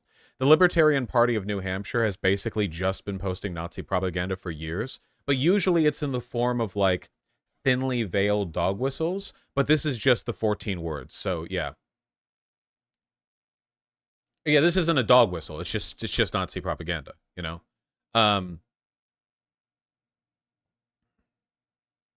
Right. It's just a regular whistle, exactly. You know, now that the Mises Caucus, or however you pronounce it, is basically the ruling body of the American Libertarian Party, all extensions of the Libertarian Party are going to, over time, shift more and more towards being essentially a platform for Nazism. Because the Mises Caucus is insane, and it's run by insane people. You know, there's not really like there's no libertarianism in America anymore. It's gone. It's dead. What's the 14 words? I don't know all the dog whistles. It's not a dog whistle. Just Google 14 words. I'm not saying them out loud. Yeah, RFK Jr. was also 1488 posting as well just the other day. It really is basically like you have four options, okay? You have the Democrats, who are neoliberals. You have the Republicans, who are fascists. You have the Libertarian Party, who are Nazis. And you have the Green Party, who are so ideologically incoherent that they will rapidly oscillate between promoting impractically far-left positions and far-right positions. Who are something, who are stooges, I don't know. Just call them retarded Vosh. I'm trying to use the word less. You know, this creates a lot of editing work for my, well, editors.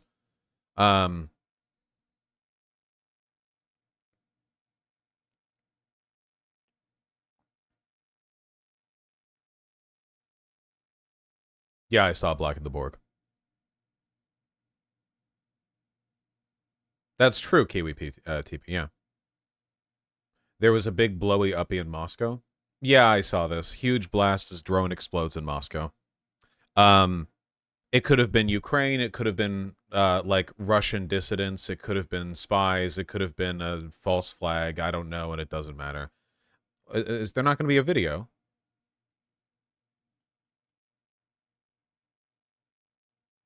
Read more about the story here. Oh, there it is. Thank you. Yeah. Why would you not provide the video? There was a video of it blowing up. I don't think anyone was killed. Yeah, it's upsetting. It's not lethal. I'm gonna... Yeah, big boom. Just a drone with a bomb. I don't think anyone was killed. Someone was injured, I think.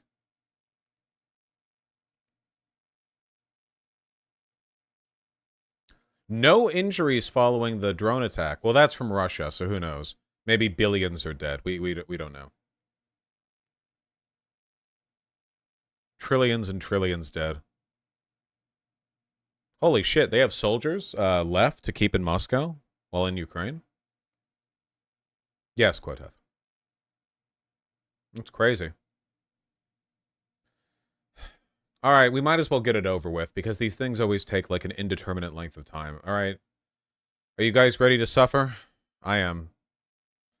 Shoe on Head presents Barbie, an accidental anti-woke masterpiece. All right. Sorry, Barbie spoilers, whatever, blah, blah. Just watch the damn movie, guys. Yeah, I know.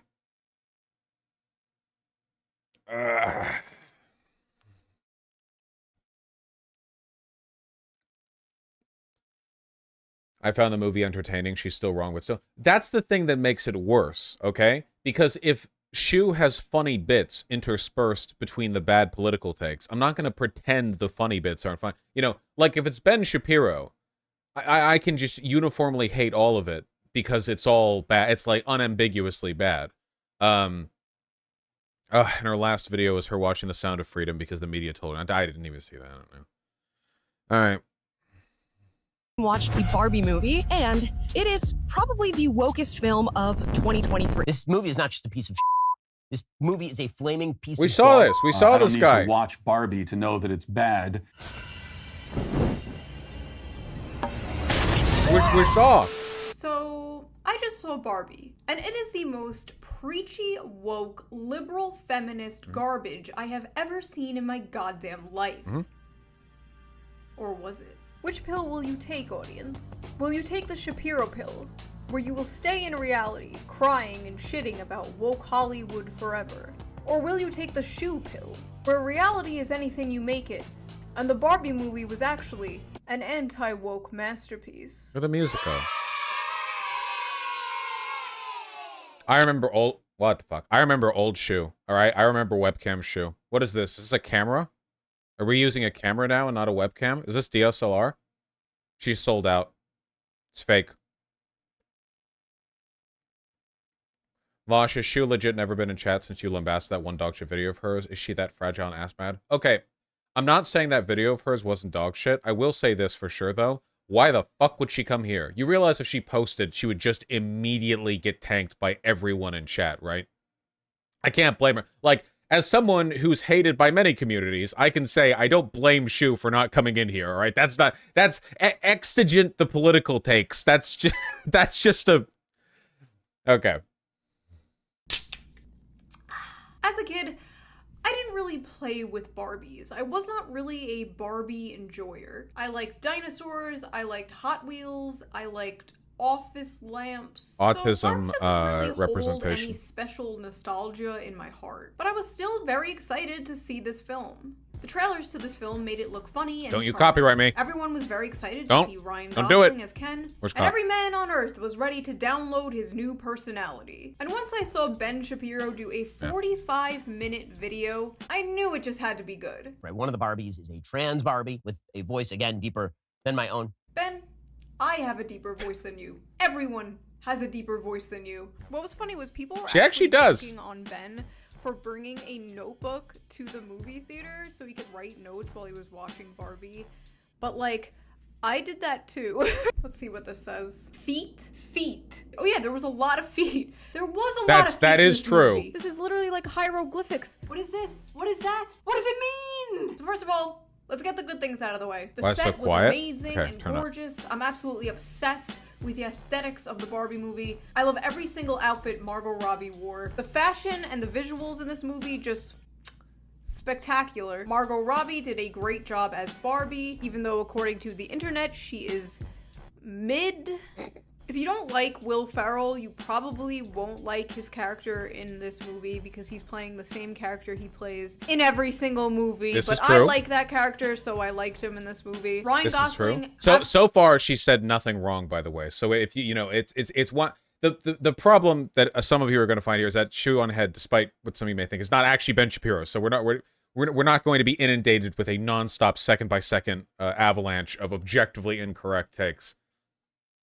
I don't think I ever could have gotten along with Shoe if she was the kind of person to dislike Will Ferrell. So Absolutely stole the entire movie, and I genuinely hope like he wins some kind of award for it because that would just be delicious irony. I laughed out loud like 3 times, which is less than I thought I would, but there were a lot of like oh, you see, there's a drop shadow here too. See, look at the difference between the drop shadow being on and being off down there. See, it's like subtle, but that makes a big difference, right? Like if it was against white, it would make a huge difference, but it's against yeah. funny and cute moments that will make you go, huh? The humor and the overall vibe of this movie reminded me a lot of Zoolander. Obviously not as funny as Zoolander, but the overall vibe was very early 2000s comedy. If you go into this movie with the idea that this movie was made to look like and feel like a movie made 20 years ago, it just makes a lot more sense. The movie broke the fourth wall off. I don't necessarily disagree with this. There were a lot of like aesthetic and tonal things that definitely felt like they could have come from an earlier time period. I get it. Yeah, I get it. Like Shrek 2? Exactly like Shrek 2 in every way. Dated? No, I wouldn't say dated. The movie's not dated. I just mean it's no, it's I don't mean it in a negative way. It felt very self-aware, or at least appeared that way. The parts of the movie where the movie wasn't trying to be anything deeper than what it was were great, but the parts of the movie that tried to be something deeper were really, really bad. But what if I told you that's what makes it so good? Take the shoe pill, and I'll show you how deep this Barbie hole goes.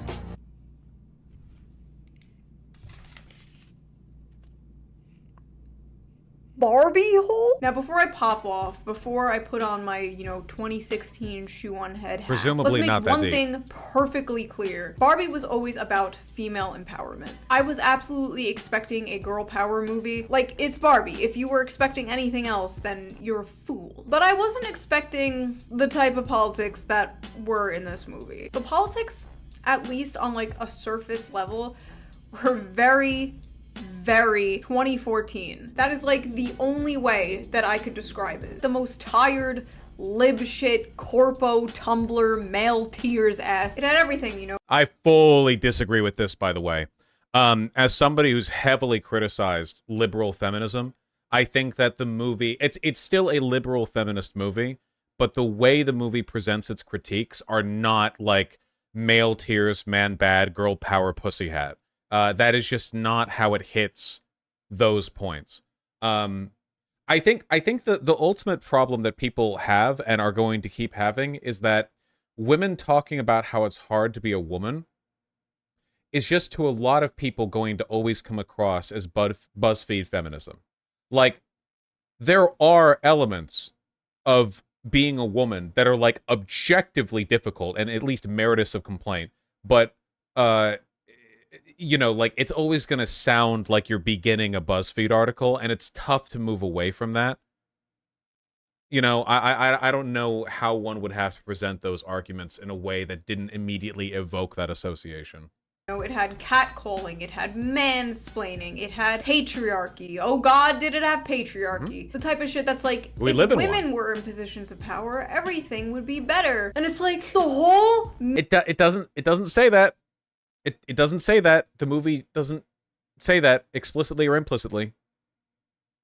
It doesn't say that. Kind of says the opposite, because the Barbie Land is like a matriarchy where the Ken are really mistreated. Military-industrial complex is run by women. Italy just elected a far-right female prime minister. A shit ton of people in our government are women. How's that all working out? The film opens up with a reference to 2001: Space Odyssey. Little girls are seen playing with baby dolls as the narrator tells us about how before Barbie, Don't all copyright little me. girls got to pretend to be were mothers and nothing else. Don't copyright me. Until a giant Barbie appears and they smash their dolls. Now, keep the intro in mind because we'll get back to that. Barbie World is depicted as what I like to call a dystopian utopia. Barbie essentially lives in a pink hell world. Every day is exactly the same. Everyone is perfect. They feel no pain. They do not age. They have no need for food or drinks or real showers. They party every night, wake up, and do it all again. The vibe is very much Stepford Wives, The Neighborhood from Edward Scissorhands, and that one episode of Black Mirror. The Kens are just completely cocked and subservient to the Barbies. They just exist in the shadow of the Barbies. Just an entire subclass of simps, just like you guys. This is... No, but this is true. This is explicitly mentioned in the... Not just mentioned, it's addressed directly in the movie. There is this, like, creepy, dystopian, utopian, Stepford Wives, the Kens are subservient simps. That's... Yeah. Barbie World is completely run by women. President Barbie, Dr. Barbie, Astronaut Barbie, and then there's Ken. I'm just Ken. And according to the movie, Ken only has a good day if Barbie notices him. Oh, and there's also trans Barbie, which I didn't even know she was trans at first. They never made it clear if she was trans Barbie or like the actress was just trans. I don't think there's a trans Barbie. What would that... How would they convey that?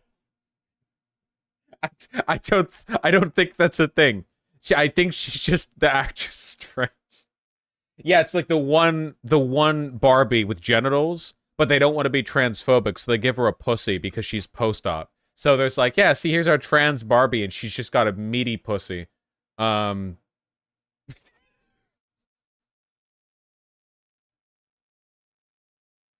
she was just like a normal Barbie. I think the actress was just trans and she was just playing a regular Barbie, which is cool and makes sense because, like, what the fuck would even be the point of transitioning if you're always gonna be stuck playing a trans character? All the Barbies do all day, every day is like...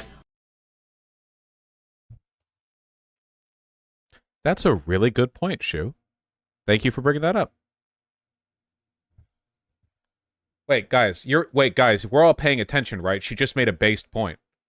No, that wasn't a weird question. That was based. She was saying, wouldn't it be weird if you're a trans woman and now you only get to play roles where your character is trans? She's saying like trans women should be able to play whatever role they want. That was okay. Yeah, no, that's okay. Yeah, just making sure we're all. Yes, okay. Got to get. If we're ever gonna get mad, it has to be mad at the right things. It's okay. 2 sets of genitals for trans Barbie for transitioning. Well, we already have Mr. Potato Head. Okay. Look pretty, compliment each other, give each other awards. It all just feels very fake and, well, plastic. At one point, the movie makes a point about how Mattel discontinued a pregnant Barbie and how they just want to ignore her and pretend she never existed. Don't look at her. Don't look at Midge. Look at all the doctors and astronauts. Look at all the girl bosses. Look over there. It was almost like the movie was making a point, but I don't know. In Barbie World, Barbie starts to have an existential crisis. Fuck, I'm not used to watching videos where I have to, like, let 30 seconds play before I have anything to add, because she's correct. Why is Shu always so hit and miss, constantly so base, yet so cringe?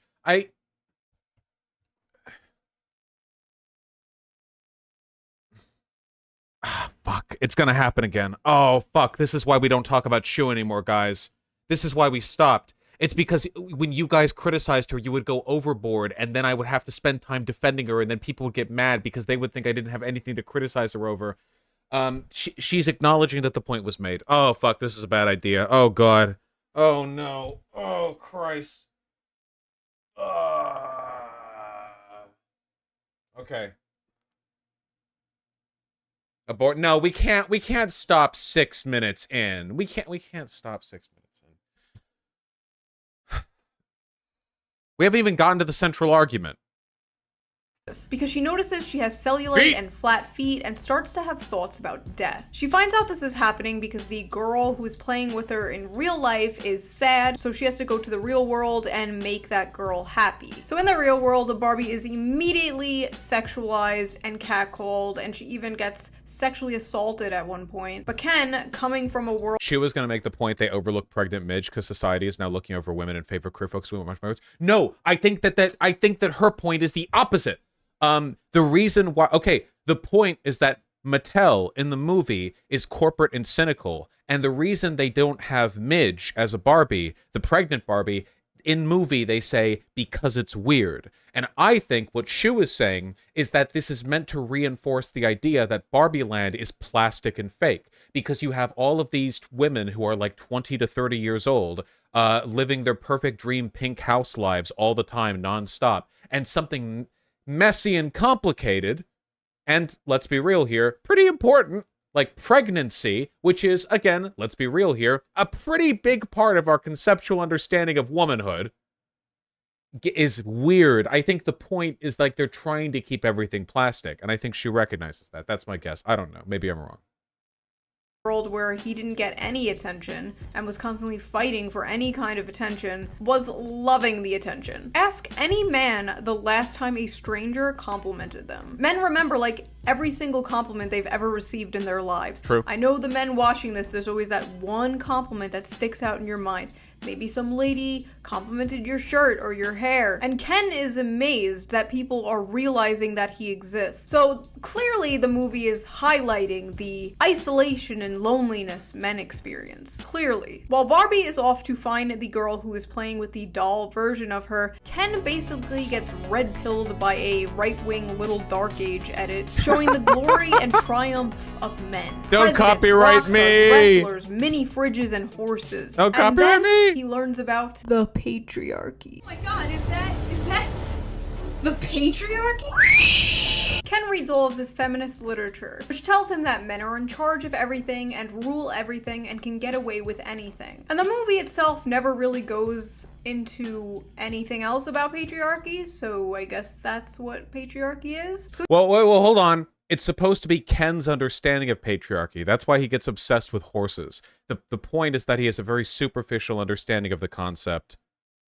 And he takes that superficiality back to Barbie Land. He doesn't, it's not like, the movie isn't suggesting his understanding of it is like the totality. That's why, like, in the movie, after Ken realizes that men are in charge in the real world, he's going from job to job, and he's like, well, I'm a man, so just give me that doctor's coat, baby. I want to do a surgery. And they're like, no, you can't do that. You can't. Yeah, he doesn't know. He doesn't know. He doesn't know. So he walks into an office and asks for a job, and when the guy Why do I say anything? Okay.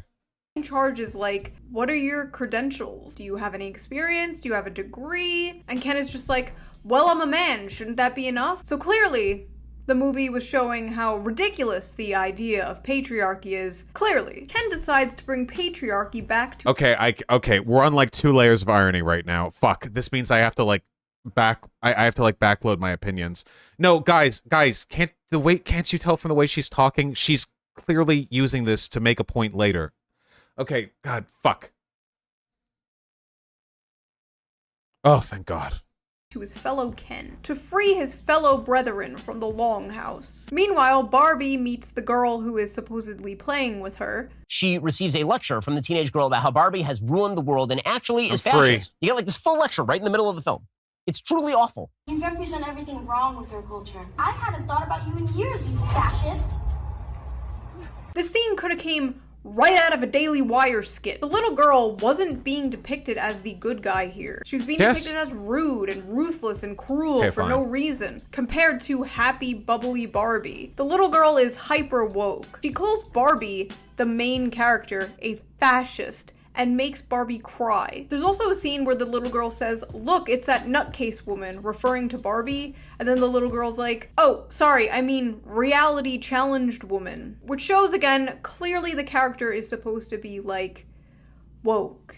Yeah, she's completely correct here. That little girl is a caricature of... This is what I mean when I say the movie isn't just liberal feminism, because the movie critiques some elements of feminist critique itself. The point the movie's making is that feminist critique of Barbie, or more accurately, of femininity presented traditionally through the metric of like girl boss, Barbie can do anything, that kind of thing, that's not a valid critique for hatred. That's not a valid target for hatred. It's a valid target for critique. You understand? The movie critiques the fake plastic, disingenuous girl boss narrative and challenges it, but the movie is also arguing that hatred of it is counterproductive and short-sighted. That's why we have, in a movie that is feminist, a character that is a caricature of, like, an angry, woke, like, Twitter user. And a joke. They eventually find out it's the little girl's mom who is playing with Barbie, and the mom is depressed. And honestly, every scene the little girl and the mom was in just fucking sucked. Like, it just became a different movie every single time they were on screen, and that movie sucked. I didn't really feel much empathy for them. It's implied they had a strained relationship through like a couple of flashbacks, but that's about it. It wasn't done very well, and like I didn't really care about this. I just found myself wanting to see what the Kens were up to. So Ken establishes the patriarchy. Typical shoe, huh? No, you know, we're all trad femme housewife up until it's time to watch the boys play horses, and then we're off in Barbie land with the Kens. No time for this struggling mother. I almost called her a single mother, but she's not. She has a husband. He's just barely in the film. In Barbie world. Yeah, where are the hunky guys at? Which basically consists of mini fridges everywhere, sports, beer. He turns Barbie's dream house into Ken's Mojo Dojo Casa house. And it looks freaking sweet. The Barbies in Ken's new established patriarchy seem much happier than before. They're having fun, drinking beers with the Kens. Okay, I do contest this. I don't think that they seem happier than before. I think they seem more relaxed than before. They say in the movie that it's nice to take a break from their work, and they are happy when Barbie returns there, but they were plenty happy before, you know? It's just their happiness now, the fake plastic happiness of living every perfect day in Barbie Land has been replaced with the fake plastic happiness of getting beers for the boys while they tell you about horses. It's, you know, it's just a different style of a similar aestheticized system. Talking to the Kens about things like technology and sports and movies, as opposed to the Barbie world. They weren't talking about stuff. The Kens were, dare I say it, mansplaining to them. It was pretty clearly indicated that there was an unequal exchange of information between the Barbies and the Kens. The Kens enjoyed talking to the Barbies, but the Barbies existed mostly to affirm their interest in what the Kens were saying. This was reaffirmed, like, many times. Like, in basically every interaction between a Ken and a Barbie, the Ken was, like, paternalistically explaining something to them, you know? Not really, like, equal conversation. World, where it was just like, "Hi Barbie, you look so pretty today. Hi Barbie, you look so pretty today." One Barbie even says out loud that it's nice to take a break from being a leader all the time. Like, if they wanted to show the patriarchy being bad or oppressive, they should have like a scene where one of the Kens slaps one of the Barbies' asses and the Barbie's like, "Ew," you know, much like in the real world, like what happened to Barbie in the real world, to show that Ken bought patriarchy back from the real world. But none of that ever happened. Well, okay, the reason is the real world is messy. Barbie Land is supposed to be like an idyllic, like, idea space, right? So Ken didn't come back with the idea that the patriarchy was about sexually assaulting women. He came back with the idea that it was about Casa Mojo House Dojo Casa House, or whatever the fuck he called that, and horses. That's not the idea that he brought back with him. I don't think that it would have been like, ideologically appropriate for sexual violence to be a part of Barbie Land because they are sexless, right? Like, there's even a joke in the beginning of the movie where Ken wants to stay at Barbie's place overnight, and Barbie doesn't understand why, and then Ken says he doesn't understand why either, because he doesn't know... Because they can't have sex. So, you know, it's conceptually different. It's strange, too, because when Barbie and Ken were in the real world, they seemed to have an understanding of sexual dynamics. Because, like, the moment Barbie hit Venice Beach, she identified the fact that people were leering at her sexually. But then once they go back to Barbie Land, that information, it doesn't seem to take, it doesn't seem to carry. I don't know how deliberate that was. Everything just looked cool and fun. Clearly, the movie is saying that patriarchy is good, because if it was trying to say anything else, it failed. The Barbies and Kens are kind of paired up. Okay, so we've reached sort of the inevitable part of this video where Shoe-on-Head projects her desire to be a subservient trad wife onto the theme of the movie and ignores how everything in the movie is indicating that this is not a system which is... Jesus, Benjamin. Thank you. My goodness. How this is not a system that is working for everyone. Isn't this ignoring the final conflict? Yeah, it is. The thing is that... All right, I don't know how first I would get, okay? I'm not saying that Shoe-on-Head is a pick-me. I'm saying that the initial life, as shown in Barbie Land, is not one that would probably appeal very much to Shoe-on-Head. I'm a Barbie girl in a Barbie world. Men don't matter. Men are on the sidelines, and all the girls get to wake up with their beautiful hair and their beautiful pink houses and blah, blah. That's probably not a world that Shoe wants to live in. Now, I'm not saying that Shoe wants to live in a world where she's being lorded over by men 24/7.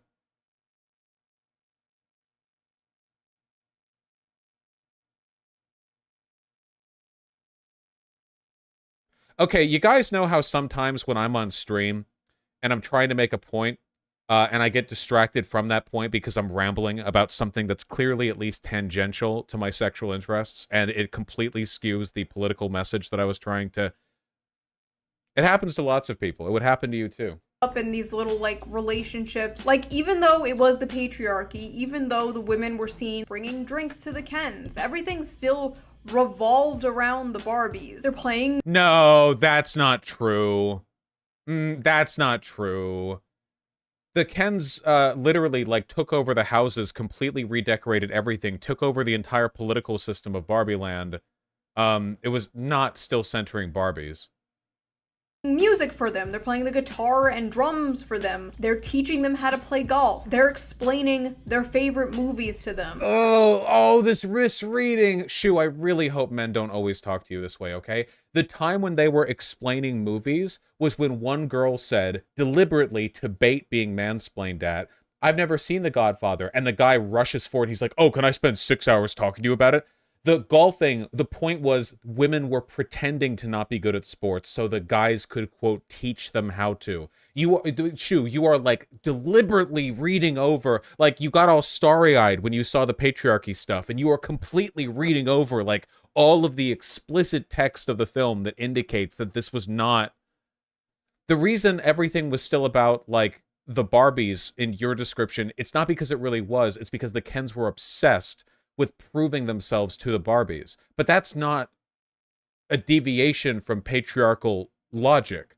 Like, we exist in a patriarchy today, and men are fucking obsessed with proving how desirable they are to women, but oftentimes doing that has more to do with their status with other men than it does with the woman themselves, right? Like, that was also the point with the Ken fight. The Kens fought over the Barbies to each other because they were proving to each other their... Okay, never mind. It just came off like the Kens were being really sweet and nice. You just a complete just not even watching. We see the patriarchy, the Ken patriarchy, and we're blushing, we're giggling, we're not looking at the screen. Like, compared to Barbie World, the Ken takeover looked like liberation. And then, like, Barbie comes to, like, destroy a slave revolt. The only characters who seem to have a slave revolt in which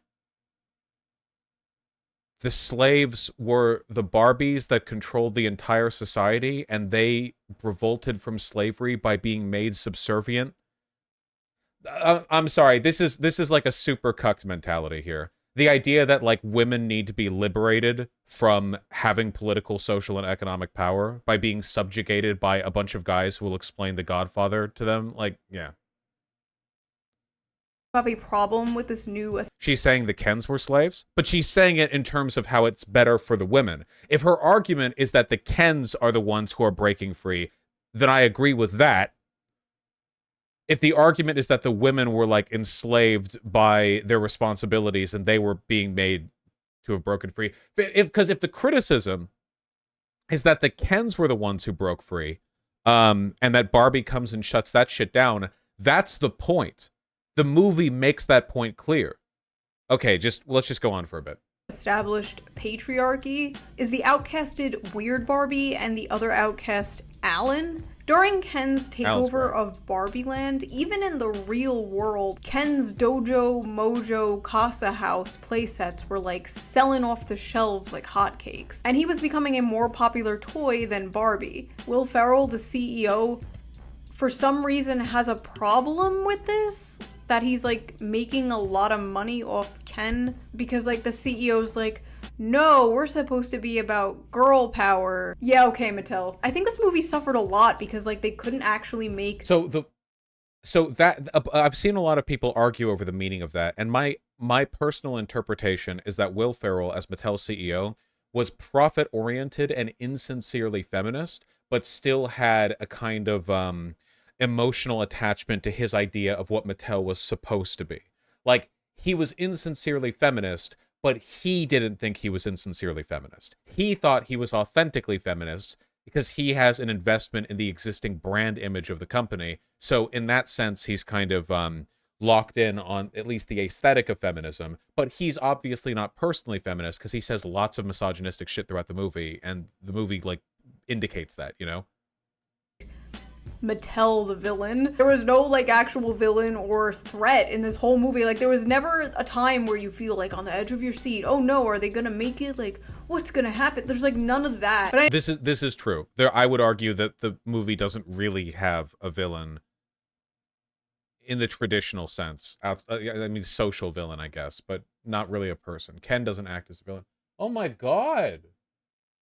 Okay, we're gonna read through donuts when this video's done. Thank you. Jesus. Anyway, the girl's mom and the girl travel back to Barbie Land, and then like the mom pops off on this cringe-ass Twitter thread rant about how hard it is to be a human woman in front of the Barbies. We have to be smart, but not too smart. Pretty, but not too pretty. You have to be thin, but not too. You have to be a boss, but you can't be mean. Okay, this human woman from Human World pops off about how hard it is being a human woman. And it turns out, in fact, that not only are you doing everything wrong, but also everything is your fault. And this like retarded, preachy speech about her human woman problems apparently snaps the Barbies out of their brainwashing. Okay, so the movie explains why this is. The reason for this is because she was explaining the contradictions and frustrations of existing in a patriarchal society. The Barbies had never existed in one until, like, 2 days ago in Barbie Land. So the point of the big feminist speech being an expression of her frustration... Oh my god, you guys. Being an expression of her frustration, the reason she did that and said that, and the reason it worked, was because an introduction to those ideas, something which would be totally alien to the Barbies, who aren't even human and don't even exist in society the way that we do, allowed them to be ideologically inoculated against the lure of patriarchy, which I guess means that Shoe-on-Head could be knocked out of this trance if somebody explained, if somebody ranted at her for a while too. Were it only that simple. We need to get the cringiest BuzzFeed editor with the loudest bob cut possible, and we need to give them like a 2,000-word speech on the difficulties of being a woman directly to Shoe. Oh, guys, check this out. What are you up to? More Barbie review stuff. That's not the right way to look. There we go. Okay. Like this. Editors, leave this in the video. Yeah.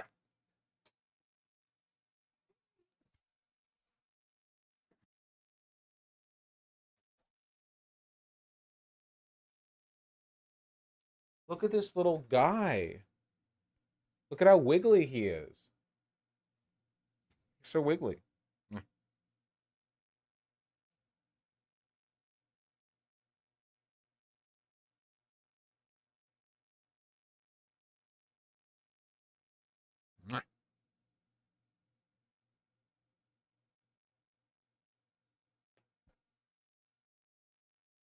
Wow. Yeah, he gets along great with Artemis and Pigeon.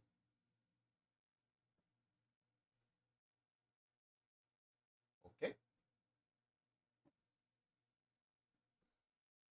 There we go. What an adventurous little guy. All right, come here. Wow.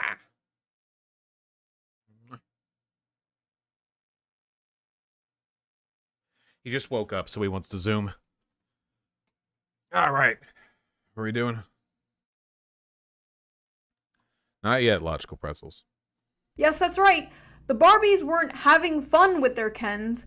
They were brainwashed by the patriarchy. Giving voice to the cognitive dissonance required to be a woman under the patriarchy, he robbed it of its power. The Barbies were happy until this random woman barged in and started telling them about how oppressed women were. Okay, so I'm going to, rather than making this argument for the benefit of chat, I'm going to make it for the benefit of Shu in the off chance she ever sees this, okay? Shu, you have criticized many times systems which lull people into complacency, right? This is like eating the bug, getting in the pod, you know, going on Tinder. There are many systems that we live within which can produce complacency, that can produce fake happiness, that can make us weak. And sometimes, you know, you need a kind of like ideological jumpstart. You need an idea or a system or an explanation or a context or something that can knock you into shape and get you to realize what happiness really is, you know? What you're describing right now, Shu, is the happiness of a cuckold who has a wife who has a second boyfriend, okay? You are describing the happiness of Tyler getting cucked by I don't know, Tyrone or whatever the fuck the green texts are on about, all right? Like, we see so often, like, the cuck happiness, you know? My life is like a video game, like that fucking me. Wait, we see so many times people online who, like, they're smiling, but we see the pain behind the smile. Now, the characters in Barbie Land are Barbies. They're literally not people. They're unaging, they can't die. So we're dealing with kind of an abstraction of this process, but I feel like you of all people should be familiar with and sympathetic towards the idea of a person seeming happy, complacent in a role, but being jolted out of it. My question for you then is, if they were happy, then why were they jolted out of it by hearing 20 seconds of BuzzFeed feminists living the contradictions of a woman, blah, blah, right? If you think the movie failed to make that point accurately, then maybe ask, is the movie trying to make a point about how people can appear happy within a given system while themselves not actually being happy? What about the Kens at the beginning of the movie? At the beginning of the movie, the Kens aren't complaining about their position within the system at Barbie Land. They were perfectly happy beaching. The Kens loved beaching, but we know this is fake happiness, don't we? We know that from an outside perspective, the Kens are marginalized in Barbie Land traditionally. At the beginning of the movie, when we see them all beaching, it's fun, right? Because they're having fun. But in retrospect, we understand that they were living for nothing but to bait the attention of Barbies. They existed completely contextually. So would you say then that their happiness was interrupted? Because, Shu, at the beginning of the movie, the Kens are canonically happy, and when they're running their patriarchy, they're canonically not. At the end of the patriarchy, when the Barbies vote their power back in, and Barbie has a conversation with Ken, the Kens start to say that they actually weren't enjoying it as much as they initially thought they would, that it actually wasn't that fun for them. I think that in a way, this is actually a pretty powerful statement about how, you know, there's happiness and then there's thinking you're happy, or there's happiness and then being told you're happy in a gendered system, right? And we see this all the time, right? Men are told they should be happy because they're rugged individualists who provide for their family, but that's not everyone it's not everything a person needs. What about the time to pursue hobbies? What about What about other stuff? What about a little bit of freedom? What about interesting experiences abroad? There are lots of things that you can be unhappy over, even if you meet some kind of masculine archetype or ideal. And we know for a fact that trad wives back in the 1950s were doping themselves up constantly to get through the day because they weren't treated very respectfully. It was legal to rape them if you were their husband. They couldn't open their own bank accounts or their own credit lines. But they sure look happy in those advertisements, don't they? That's my argument, okay? That was for Shu, not for you guys. The rest of you, forget everything I just said.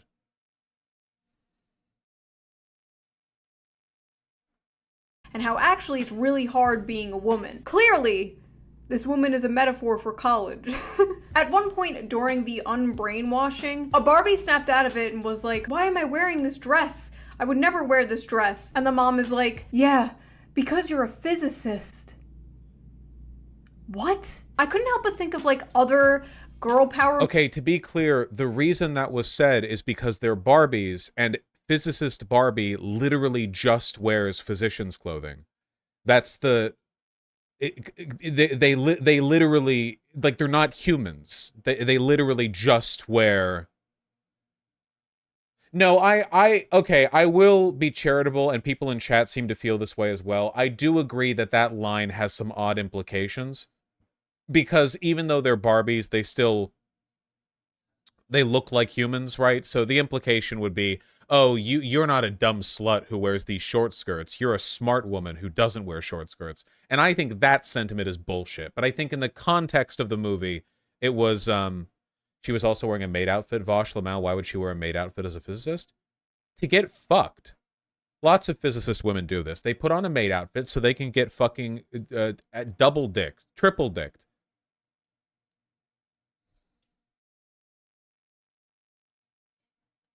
Movies who did this much better, like Legally Blonde, that literally has the opposite message here. And this movie is like, you're smart. What are you doing being hot?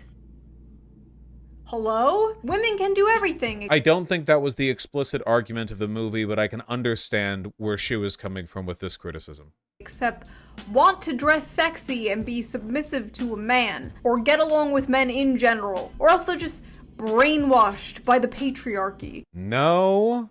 Look, again, Barbie Land isn't the real world. It's literally like existentially Barbie Land, but the movie is not making the argument that you can't be submissive to a man. Like, after the patriarchy ends, one of the first things that happens is a woman is like, oh, well, I want to date this guy. Or like a guy said, like, one of the first things that happens after the patriarchy is revoked is like, well, we want to date. You know, go do that too. Like they said that, like, yeah, you can do that. It's not making the argument you can't do these things. But they were all forced into it, literally, by the Kens taking over. No, he said he misses his friend. Oh, sorry, that they want to be friends together. Well, she made the argument that the Barbie movie is saying that men and women can't get along, which is bullshit. That's not at all what the movie is saying. I don't really think dating as a concept goes very far in Barbie Land because they are sexless dolls, but I don't know. Yeah. Clearly, the movie was trying to show us how ridiculous that is and was making fun of that. Clearly. So with the new feminist program downloaded into their brains, the Barbies decide to trick the Kens, to distract them into infighting, so while they're busy fighting, they could secure the Barbie World Constitution and take the government back or something. So what do they do? What do they do with this new knowledge of feminine empowerment? They use the Kens' love and devotion and loyalty. No, stop. Nuh-uh. What they were demonstrating there was not love and devotion and loyalty. The Ken asked the Barbie, can I play guitar at you for 5 hours? And all the Kens were singing like the same song at all the Barbies. The point is that it was meant to be like the Kens were just running through the script and what they felt they had to do to appeal to Barbies. This is a sexless world, okay?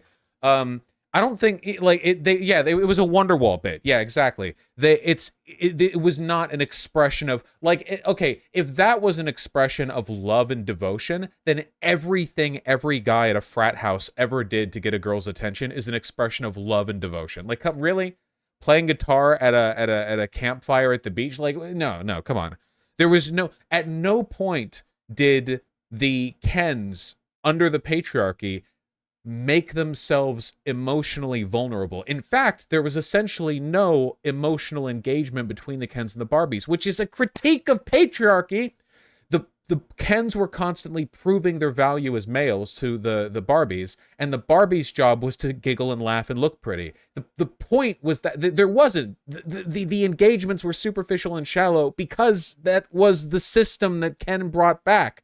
Ken brought back a version of patriarchy that was male power and horses, not about intimacy or familial bonds or trad wifing in a 2.5 child house with the white picket fence in the suburbs that black people weren't allowed into after the 1950 suburb expansion.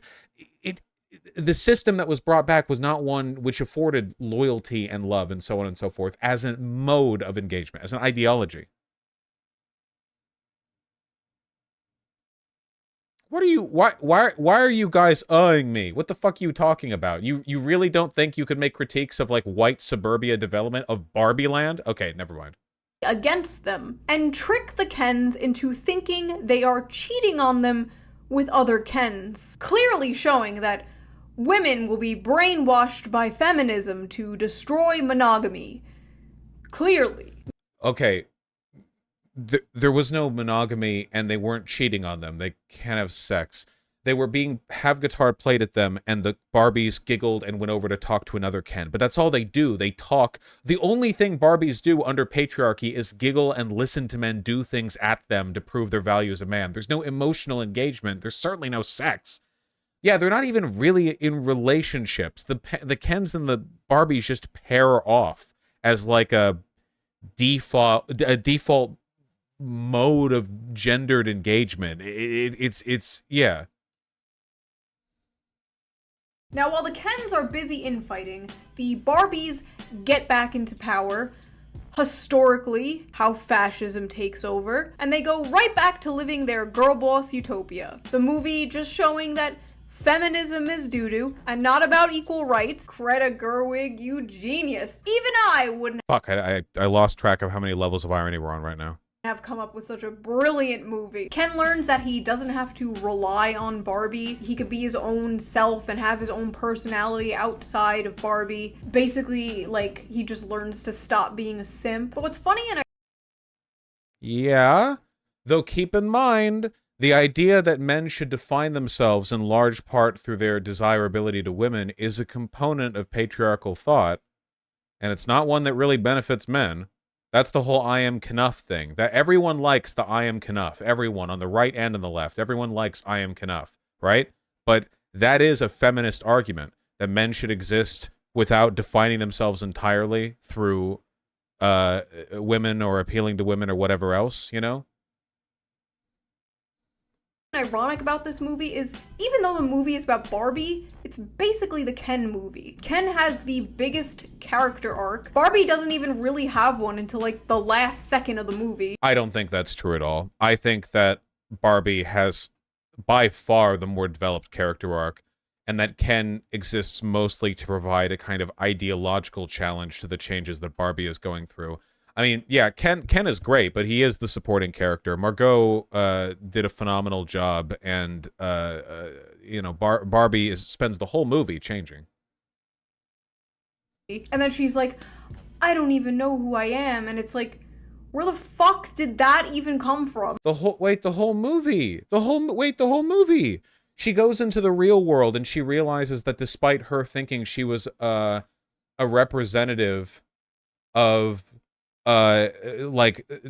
feminism winning, she goes to the real world to find that feminism has not in fact totally won, that the patriarchy still exists. And she has she's talking about beauty. Remember when she was sitting at the bus stop and she says, "You are beautiful," to that really, really old woman, indicating that there was something about humanity that she found appealing, not just like superficial elements of beauty that she represents, because she's literally Barbie. I mean, she looks like her, right? So there was something more significant like going on in the thought process. And then like all the change that took place, her engagements with Mattel and her lack of trust in Mattel, the fact that she was like losing herself and her sense of identity, and that the whole movie, it's the whole movie. She does the arc, the whole movie. There's no like epic moment for the Barbies, and the Kens get like a really fun and entertaining musical number. The clash between these two groups on screen towards the end, a woman like lecturing us versus a bunch of dudes dancing and being bros. Like clearly this movie is pro men, because if it was trying to be anything else, it failed. Well, it is pro men. I agree with that. I don't think being pro men means you have to be pro. Okay, how can Shu say that the movie made the patriarchy look good, but then also celebrate Ken doing the I am Knuff bit after Ken indicated that the patriarchy thing wasn't making him happy anyway? Is this irony? I don't know. Irony should be illegal. I'm a fascist now, purely because I need to secure the cultural and political power to destroy irony.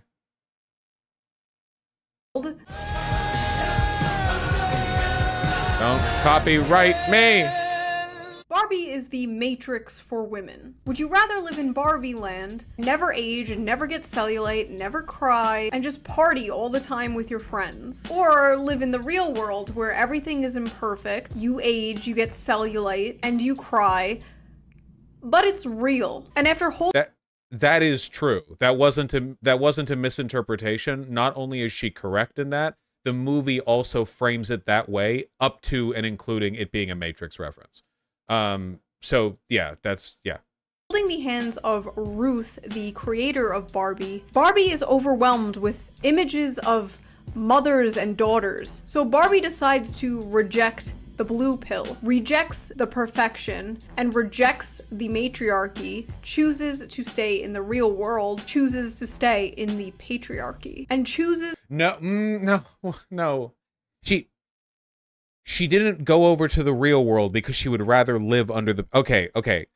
In an explicit sense, she did choose living in a patriarchy over living in a matriarchy, but that's not how the choice is framed. The choice is between existing as an idea or as a person who can create ideas.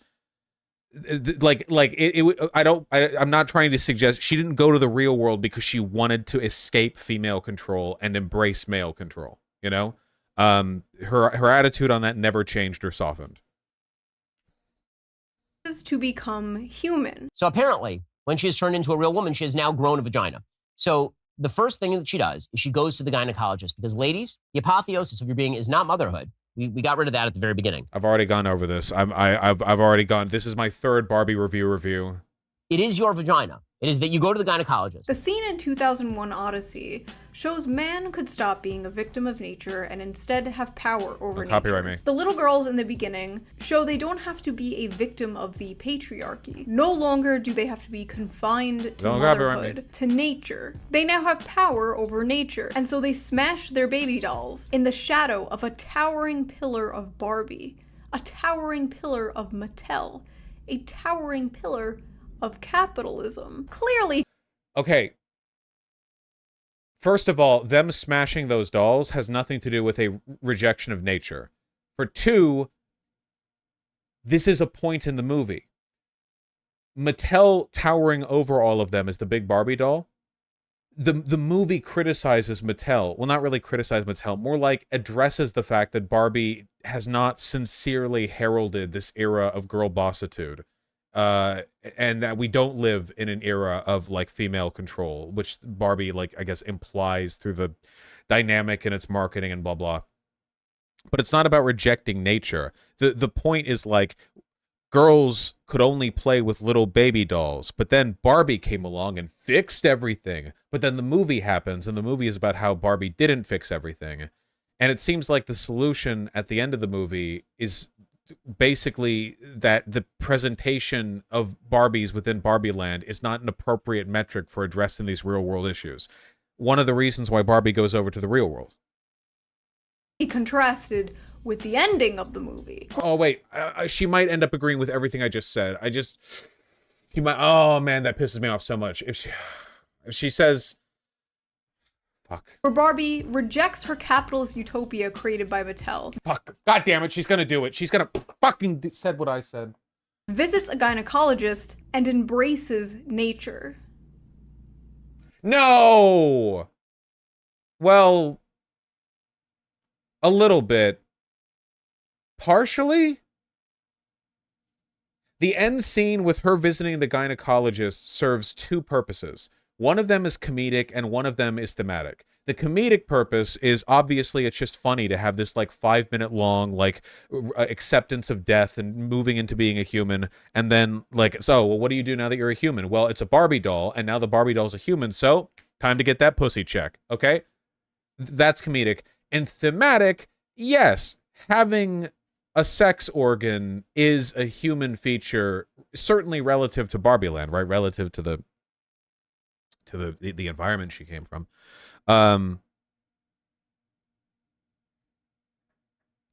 Fuck. God damn it. I hate doing this. I think that Shu's analysis on this bit here is correct, but I feel like it's implying stuff that I don't agree with. The idea that, like, what women need to do is return to nature, and by nature, what we mean is the construct from the 1950s of living in a suburban house and being knocked up by the man who ambiguously rapes you every night. Can't we embrace not nature, but in a way that's cool? I feel like what we need is trad not naturism, where we're knocking bitches up left and right, but we're doing it in a cool cyberpunk way. You know? Yeah, we need breeder futurism is what I'm saying. We need to elevate breeding above its based degenerate origins. I'm sorry, I'm really distracted because you can't see it because the camera's here right now. But Ruben is zooming at like Mach 4 back and forth and occasionally rams his head into either my feet or something near me, and it makes a thunk noise.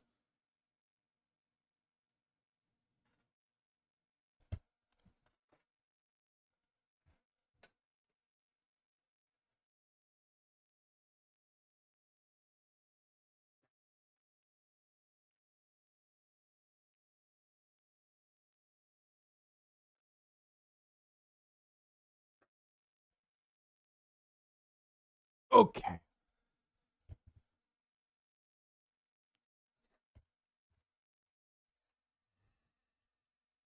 What are we doing? Shelves looking good, man. Thank you. I got them from a reclamation shop. Ooh. Nah, it really ain't that deep. It was just kind of.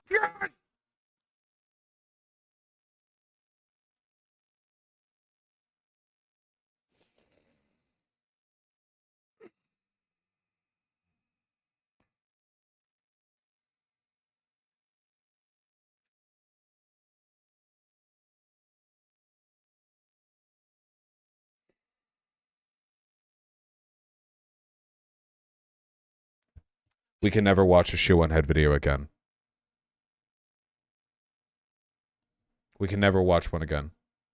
A silly little movie. It was a fun movie. I liked it. It was a nice change from the non-stop Disney remakes and Marvel movies. It was also nice to just see some like color on the big screen instead of brown and gray, because everything has to be gritty and realistic. This was just very cartoony and fun and reminded me a lot of early 2000s movies like Josie and the Pussycats. Also, this movie is like deadass a Rorschach test. I heard people say it's woke, anti-woke, gender abolitionist, alt-right.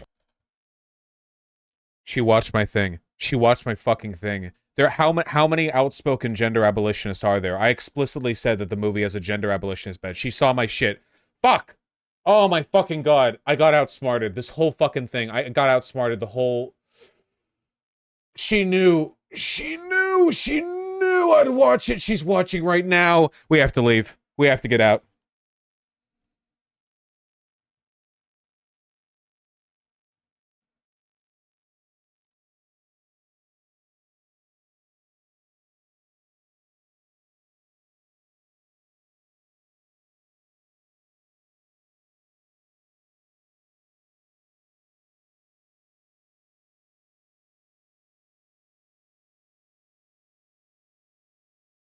Do you guys want to see Ruben?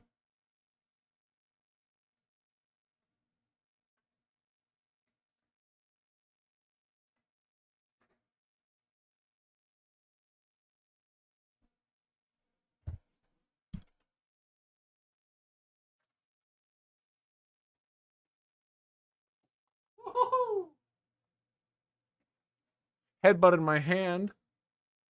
Ooh.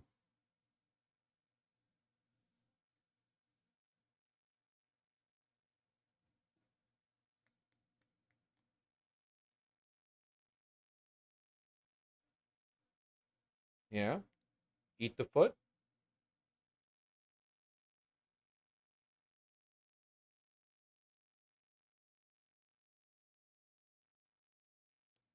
Okay. Can I help?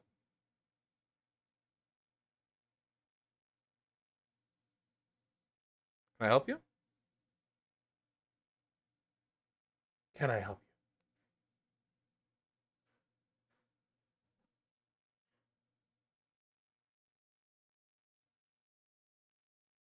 Look at this little man. Look at him squinting. Ooh.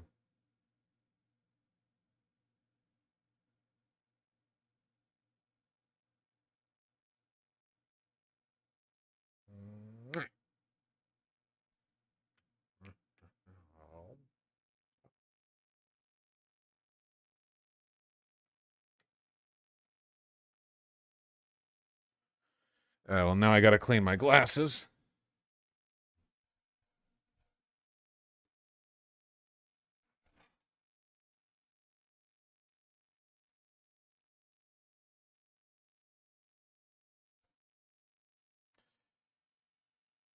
Well, that was politics.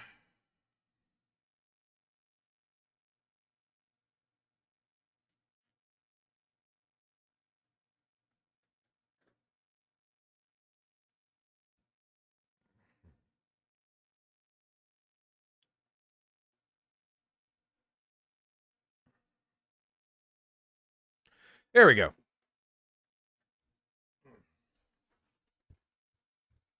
Why is this called Blink Stare and not Blink like it is everywhere else? Because I didn't know what it was called. I was too lazy to check your Discord message, so I forgot. Yes. Oh, man, he's zooming back there. Hold on, I'm gonna... Oh, yeah, see how big the drop shadow is now? Yeah, I didn't check it again, Canoe. Man, he is...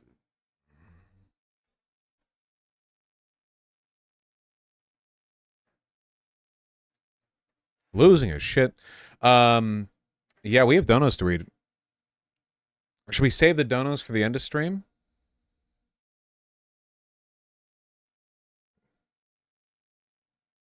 Yeah, because we have 2 segments. They're pretty quick. They're pretty quick. Then we'll do it at the end. Yeah.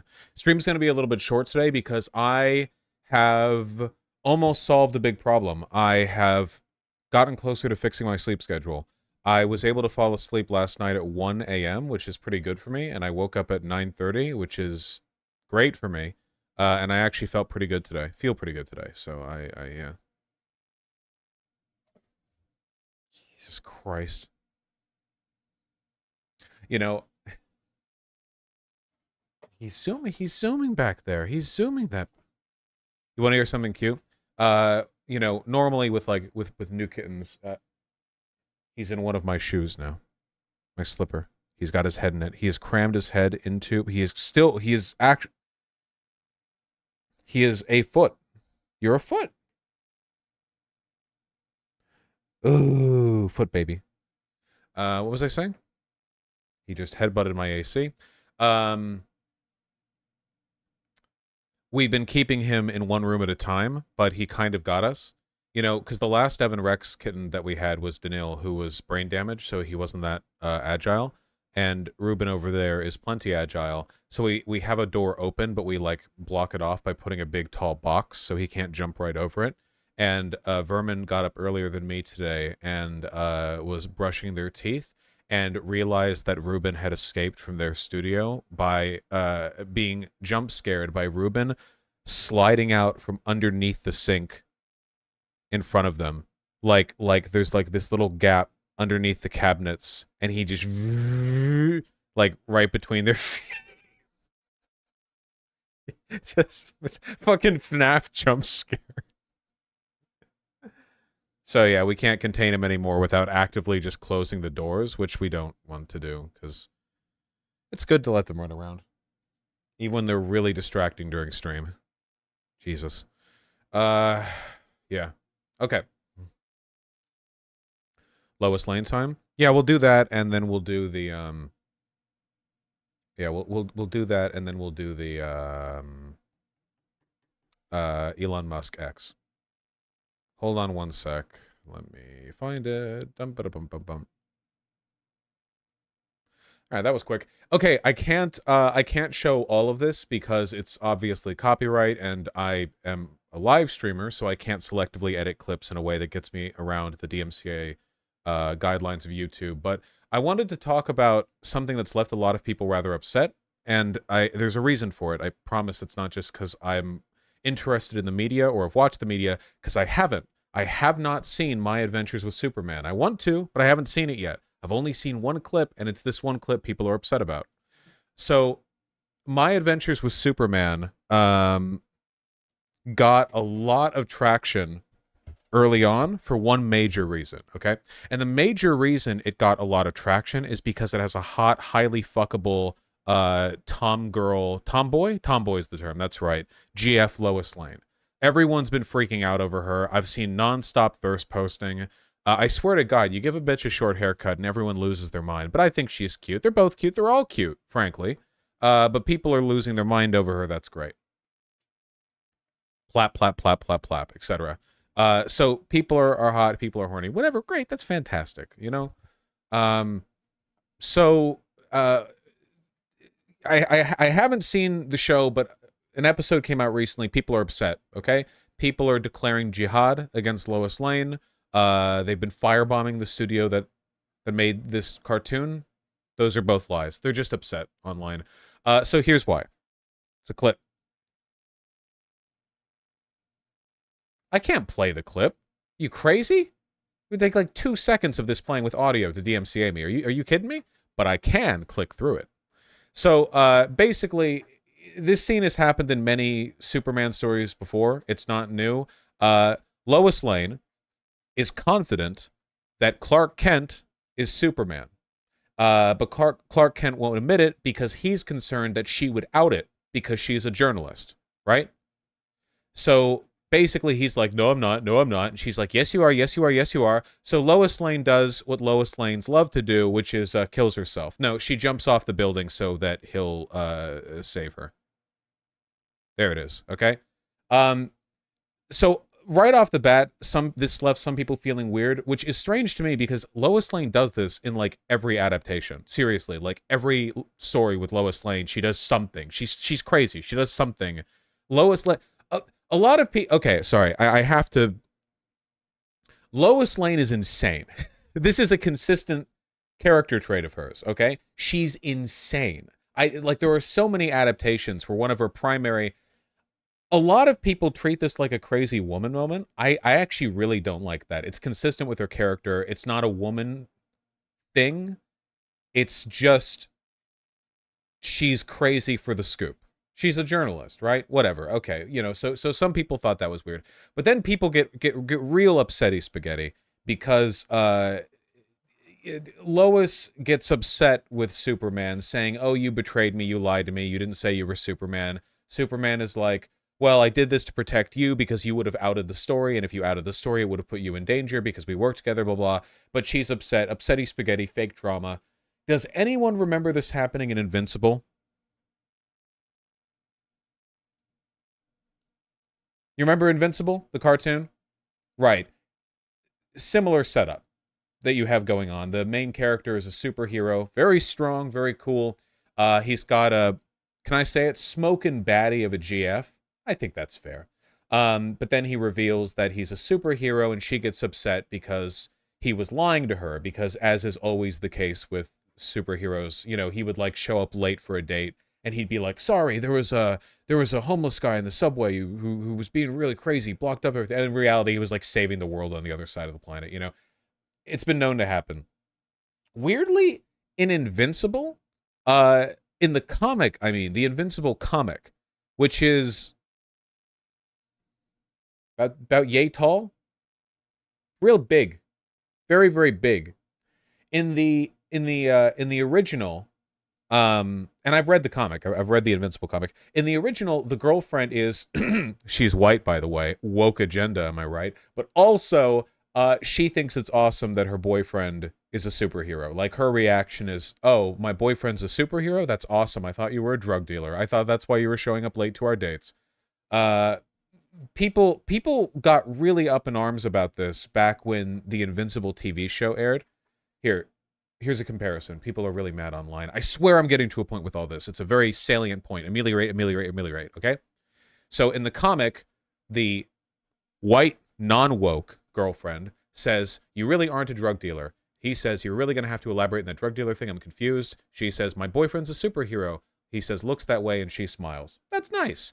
And in the TV show, she packs her stuff and leaves because she doesn't like having been lied to. I think this was a bad change, personally.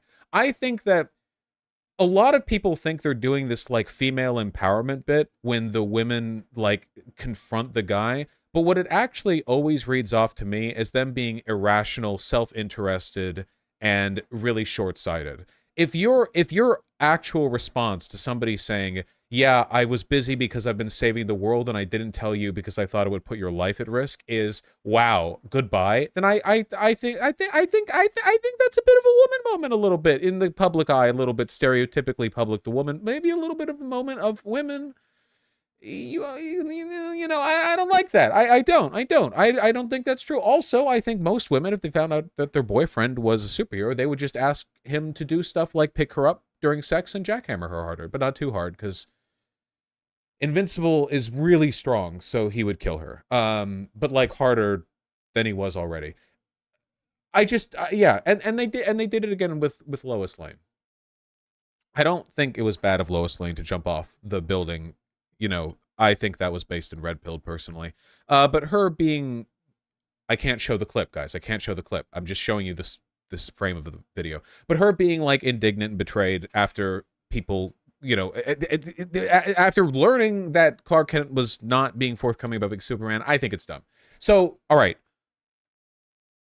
3 main things that I want to say with all of this. First of all, people are way overreacting. Seriously, look up Lois Lane on Twitter right now. There are a bunch of guys who are like burning their Lois Lane tomboy love pillows. They're like torching their little like closet shrines that they've built to her and her short haircut. You know, they're throwing the wigs they've personally sculpted out of the remains of the victims out the window into the river. People are losing their shit. I mean, I've actually noticed this happen a lot in media where women or a woman get really popular really quick, which is, it's this crazy roller coaster ride where all you have to do to get legions of lonely guys to stan you is be hot in a slightly unconventional way. And if you ever fuck up even a little, as a real character or as a fictitious one, people will completely lose their shit. You know what I mean? So I want to frame this the way I frame everything, which is completely nonsensical hypotheticals, all right? I want you to imagine, if you will, a woman. And she really likes Clark Kent. Or Superman, whatever, the guy, you know, she likes him. Now, don't you like him? Don't you like him? Look at him, first of all, okay? He's 7 feet tall. As far as I'm concerned, all right, Lois Lane and Jimmy over here are 5'6", and he's 7 feet tall. So, hey, that's pretty cool. What is a woman? If you asked Clark what a woman was, he'd say somebody shorter than him. He's great, right? Imagine somebody falling for him. Now, imagine legions of internet ladies falling for him, okay? Now, imagine that in the narrative of the show, he does something bad. He fucks up. He makes a mistake. He does something irrational. He, in some way, acts somewhat out of character in a negative fashion. This might just be me because I'm completely making all of this up with nothing but conjecture and no evidence or even any examples to pull from. But in my opinion, I feel like the behavior of the legions of women who like him would be less psychotic than the way I've been seeing guys act about Lois Lane, where there's been this immediate, like, anti-feminist bent, where it's like, women are so fucking irrational, why don't they understand men are doing the right thing for them, like, this huge pivot on them. You know what I mean? I don't like that. You know, I think it speaks in a way to the kind of unhumanity with which a lot of people treat women, real or fictitious, where they're beautiful stars of light if they do well, but if they make a mistake, then they're wretched, they're disgusting. People have tendencies to treat lots of people like this, but I think a lot of guys treat a lot of girls like that, and it's nasty. I don't like that. You know, I don't like what she did in the show. As someone who hasn't watched the show, I just don't like that little bit. But I also don't like the reaction to it, you know? You know? I also wanted to bring up another example of this trope being handled a lot better. Unfortunately, it's also something that I could effortlessly show you guys if I had the ability to show copyrighted material, but I can't. So, you know, that's the end of the discussion, basically. It's from Superman 2. Actually, it's from an alternate version of Superman 2. In Superman 2, the released version that was in the theaters, Lois Lane finds out that Clark Kent is Superman because he falls on a fire or something. They're on a retreat at the Niagara Falls together, and he stumbles into the fire in some fashion, and then she's like, wow, you sure aren't burnt. And then he's like, ah, well, that's because I'm a god. Yeah. In the alternate version, which was not in the theatrical version, that's this one. This is the alternate version. Something a lot cleverer happens, and this has always been my favorite scene with Lois Lane, even though it wasn't officially released. And, I mean, this movie came out like a decade before I was born, so I'm not, like, you know, it's not nostalgia. It's just a really good scene that I can't show you. But here's Clark Kent, okay? You can tell he's Clark Kent and not Superman because his hair is done like this. He doesn't have the spit curl, and he's got glasses on. Don't pay attention to his giant frame in his scene and so on. Link, then? Find it yourself, you vultures. Okay, so basically what happens is this, all right? Lois Lane, that's Lois Lane, by the way, absolutely convinced that he's Superman, okay? She is dead convinced, all right? And in order to prove it, she's going to make him dead convinced. With a gun. Yeah, she whips out a piece, and Clark Kent's like, "Oh, don't blast me with your gun blaster! Don't, bang!" And of course, he's not hurt. And then he takes off his glasses and he puffs up his chest, and he's like, "You know, if I really was, if you were wrong, and I really was just Clark Kent, you would have really hurt him." And she says, with a blank, and wiggles the gun. And it's actually really clever because she gambled on Superman being strong enough that he wouldn't even tell if a bullet hit him relative to a blank. Now, obviously, in real life, you shouldn't fire a blank right at someone either. But in the context of the movie, basically, she tricks him in a smarter way than Lois Lane did in the My Adventures with Superman cartoon. If Lois Lane had been wrong in the cartoon, she would have died. She would have fallen off the building and splatted against the ground. In this, she comes out on top either way. If he's Superman, then, well, he gets outed, and if he's not, then Clark gets a scare. And the Lois Lane in the Superman movies, the ones from the 80s, love spooking Clark Kent. It's actually a really cute dynamic where she's girl bossing her way through. They would hate her today because she's like so girl boss feminism, but always getting saved by Superman. People, that's her character. That's her. This is a consistent element of her. But she's always bullying Clark Kent, which it's great. They're good movies. Superman 1 and 2, mostly 1. Superman 1 and parts of Superman 2 are good movies.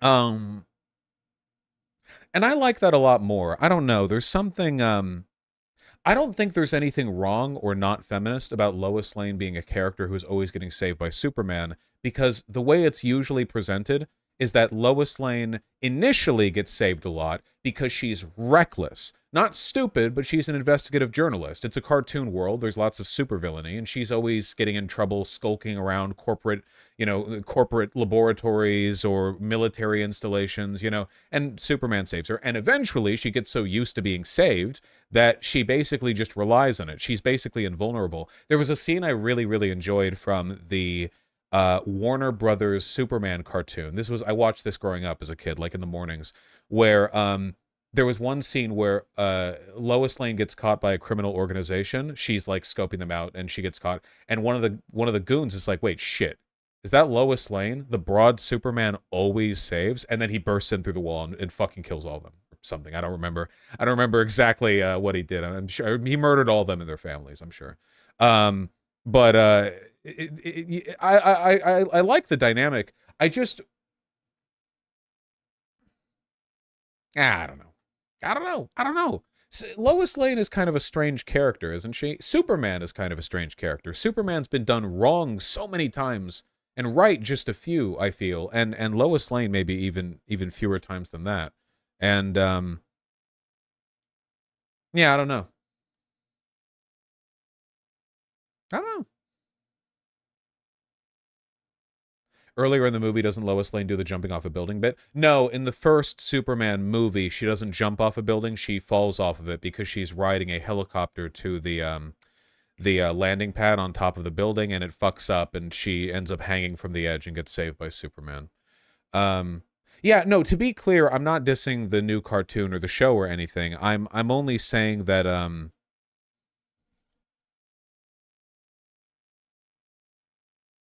I feel like I want more attention and care paid to the characters in a superhero story that aren't the superheroes. That's what I think.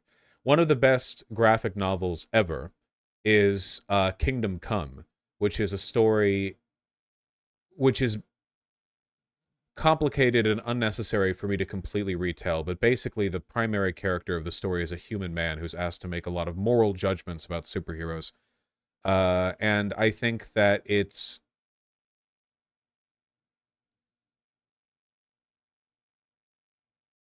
okay. My real argument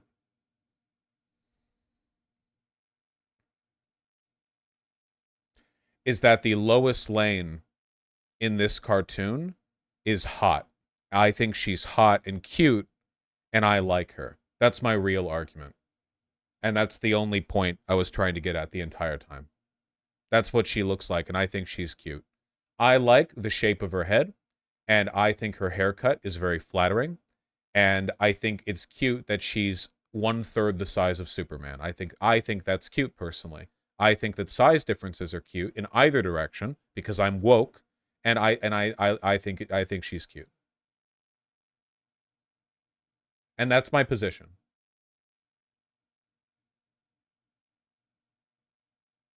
Morally.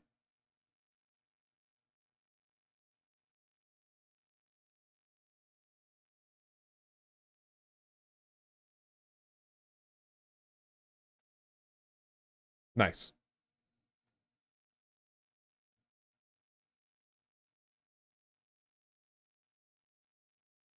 Doing some real politics here today, folks.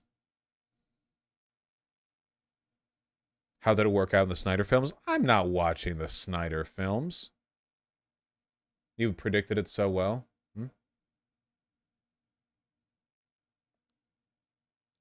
I don't know.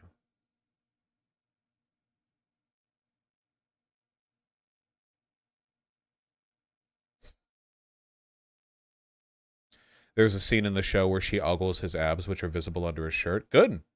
Good, she should do that. Lois Lane should be a little bit of a lech.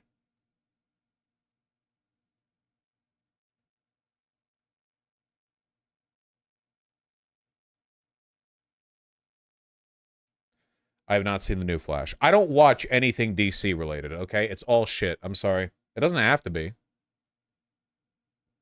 Do you agree that if Superman existed, we should kill him? Hello, Lex Luthor Dunleft. How are you doing? That'd be a great character concept, by the way. All right, you're fucking. It's the opposite of Red Sun. You're Soviet Lex Luthor, and you're like, you know, the working man cannot abide the existence of a man who is not created equal. And you're just. I mean, good luck.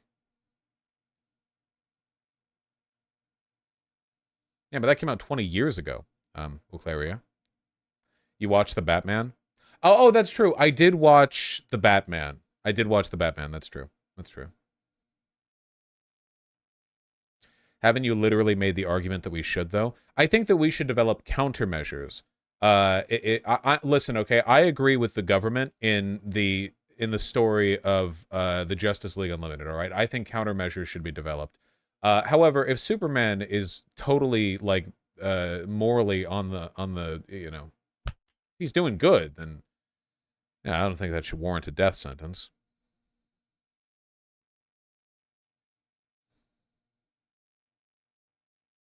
I did not see Lego Batman. Okay, we're getting distracted. All right. Ah.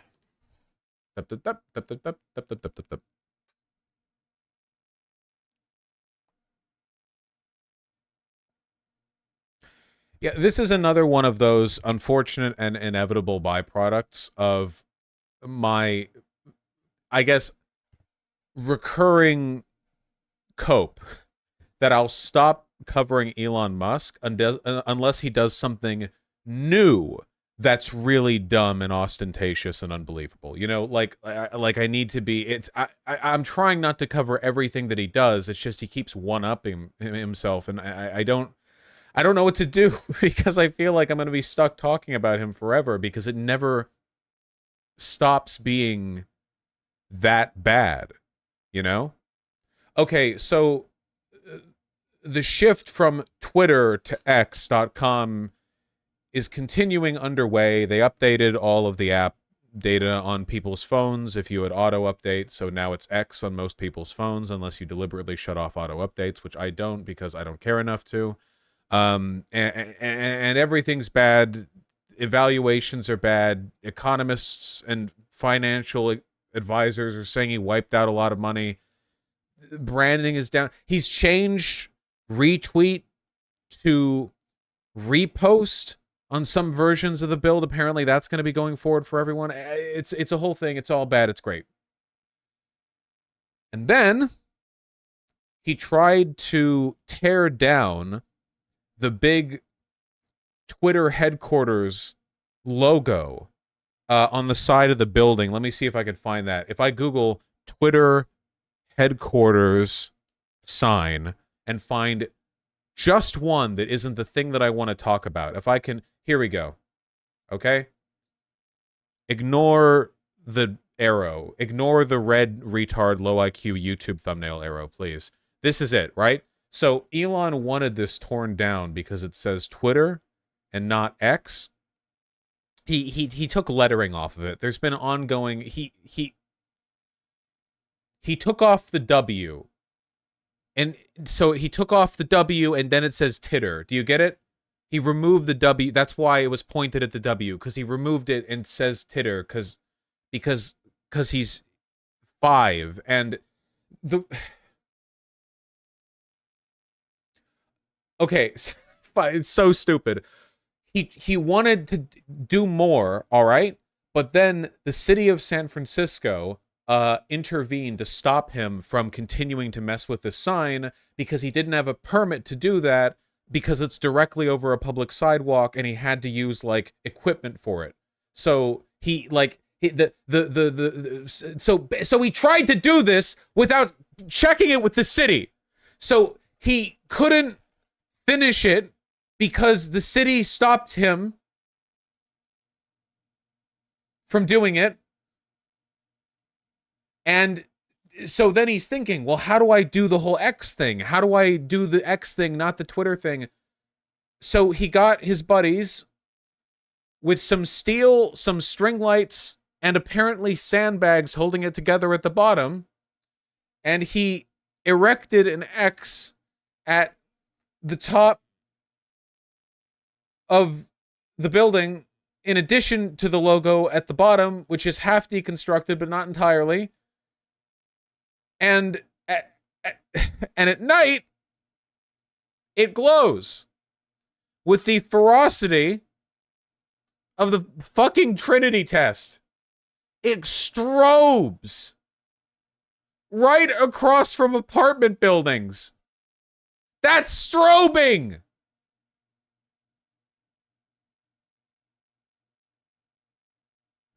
Why is it so bright? Because it's the future. This is a perspective from the apartment building across the X. There you go, folks. You trying to sleep? Sorry. All right? The man who owns the building across from you, or I guess rents it, got divorced. See, there's the equipment, by the way. You might notice that the equipment is still down there blocking a portion of the road and crosswalk despite it being in the middle of the night and them not having had the permit and license to do this. So the city stopped them and they just left that extending thingy there. Right there.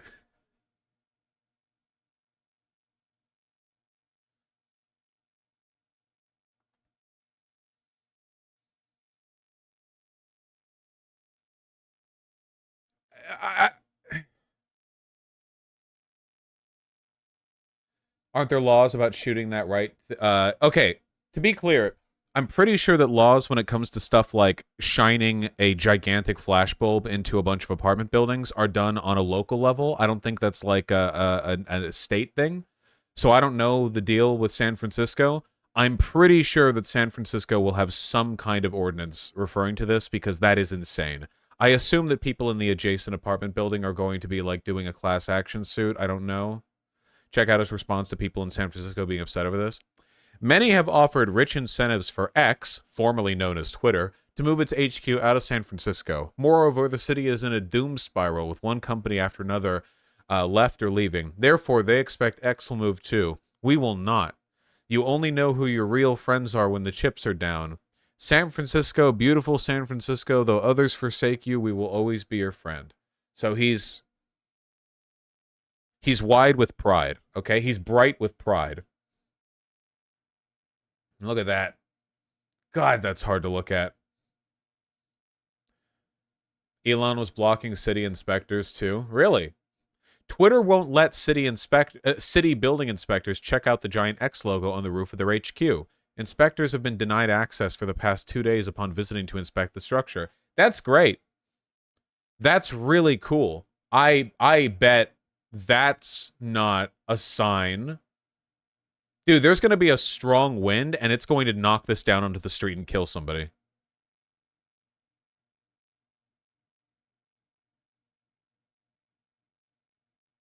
Yeah, case opened. Other building/housing violation 2 times over. NOV issued for work without permit. Site viewed. I explained BID's complaint investigation process and requested access to the roof area. Tweeter representative declined. Oh my god! Not only not calling it X, but misspelling Twitter. Representative declined to provide access, but did explain the structure is a temporary lighted sign for an event. I explained to all representatives the NOV requires the structure to be removed with a building permit or legalized.mh. I don't know. This is construction man talk. I don't know. And then a second attempt was made the following day to gain access to the grounds, and they were denied. It's held up by sandbags only, not bolted. Is that confirmed? Son of a bitch.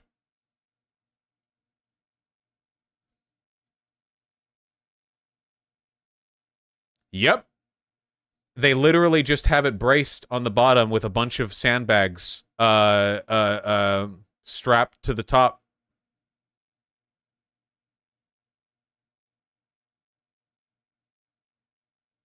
Truly the greatest time, or the greatest mind of our time.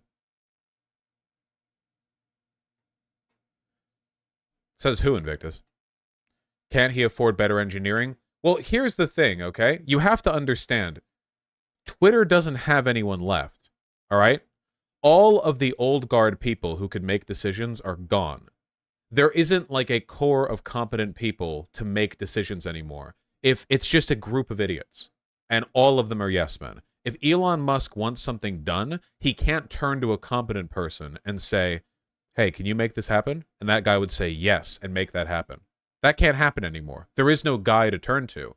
Now, Elon will just say, I want an X up on top, and he'll turn to an incompetent guy, and the incompetent guy will say, yeah, yes, sir, right away, sir, and then something like this will happen. Yes, there are a lot of poor visa workers, and those are not the guys that Elon is directly talking to. God damn. Never have I craved fascism as much as I am right now, where I want the city of San Francisco to like paratrooper in a squad of 50 building instructors onto the top of Twitter HQ and like black bag everyone involved in constructing it. That can't be up to code. I guarantee you that's not up to code. There is no way in hell this is up to code. That is not possible. It's not up to code. I don't know what the code is, but this ain't it.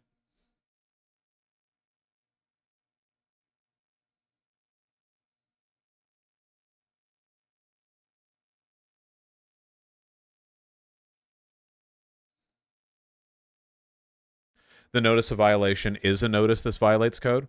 Yes. I just wonder how long it'll take the city to send in death squads or whatever it is, you know. Twitter can't code anything these days. Hey, hold on. Twitter changed its logo from the bird to the X. That requires some chops, huh? Excuse me. They have to hold the ladder. Oh, shit, I didn't even see that. They're using, oh my god, they're not using a standard ladder. This is literally like a one-axis ladder. They have 3 guys holding it at the base. Incredible stuff. It's so cool that if he fell forward, he would, like, he could launch off the roof of the building.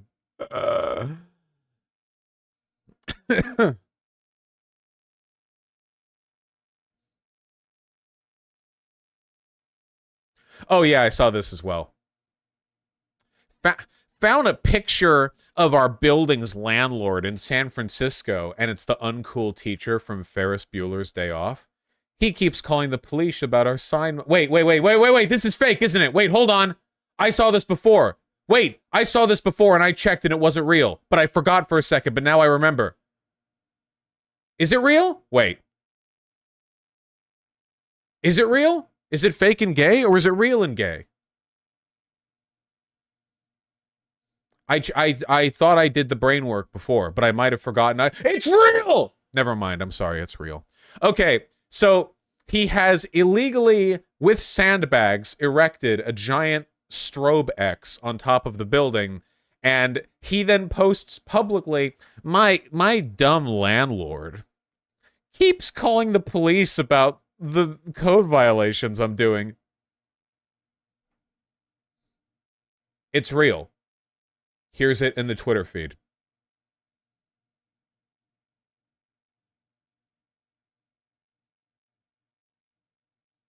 Yeah, here I am trying to invent stuff, and then the landlord of this building just keeps saying, stop, or I'll arrest you, and hasn't he also not been paying rent there, too? Yeah, no wonder he's calling the police.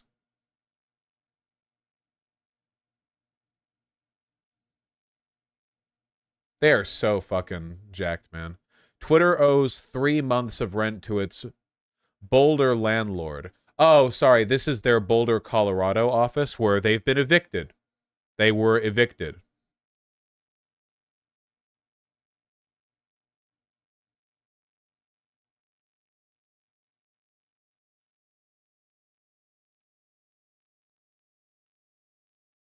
And the lawsuit, let's see, they didn't pay $3.4 million in rent bills in December and January, the building owner says. How's this lawsuit doing?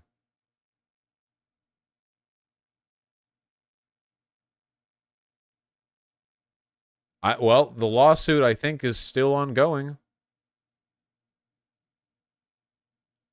This was from May 18th, 2023. Elon Musk told a Twitter advisor at 4 a.m. the company would only pay rent over his dead body, lawsuit says. Okay.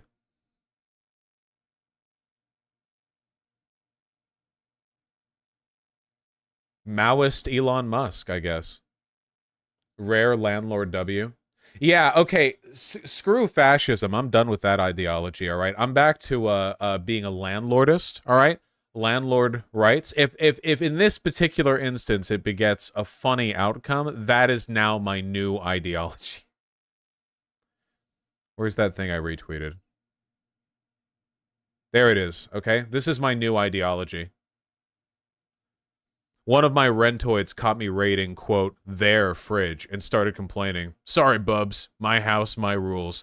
I want the landlord for that building to do this at Twitter HQ, okay? I want Elon to be doing some meeting bullshit at 11 p.m. in the building, and the landlord shows up like this and just grabs a brewski from the company fridge. Sorry, Buff. Anarcho-comedianism, Vosh. Anything is fine as long as it's hilarious. True!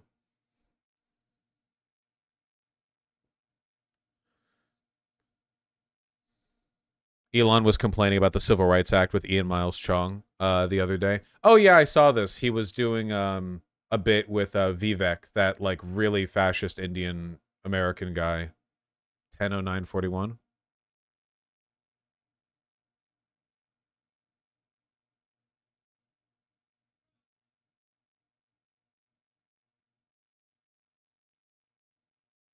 Large labor regulators about who've sort of fleshed out these ideas to any great extent. Once you do get into office, it's not too early to start talking about these things. Sort of, what do you see as sort of the main initiatives to take on civil rights? What offices are you looking at? I mean, have you started thinking about personnel, any kind of thing like that? I just want to know how your thoughts have developed over time on this. Yeah, well, first of all, man, your book has been instrumental in affecting my thinking, and even the articles you wrote leading up to it. And I think you're able to expand the Overton window on this, right? I think you're in many ways cracking that open further on issues that were previously untouchable, like even the undesired or unintended effects of civil rights acts of 1964. I think that's actually something that we ought to be able to talk about in the open. So let me just tell you the simplest thing on day one, and that'll give you a sense for how I think. You referred to Executive Order 11246. Most people... Oh, has that audio been coming from somewhere else? Where is that audio coming from? Oh. This was still playing. Okay, sorry. Leftist audio. The audio issue is my fault, not Twitter's fault. Because I unmuted all of Twitter to do that.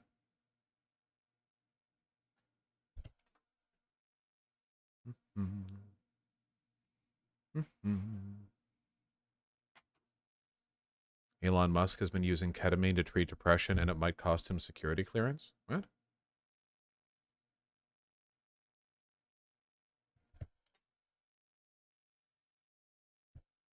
Oh, I don't know what this is.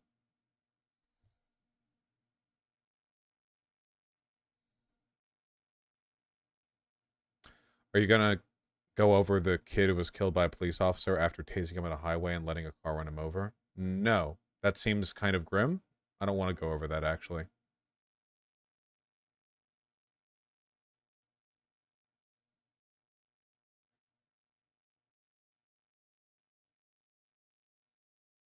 Did I see this image from the last Marvel show? It's so bad looking.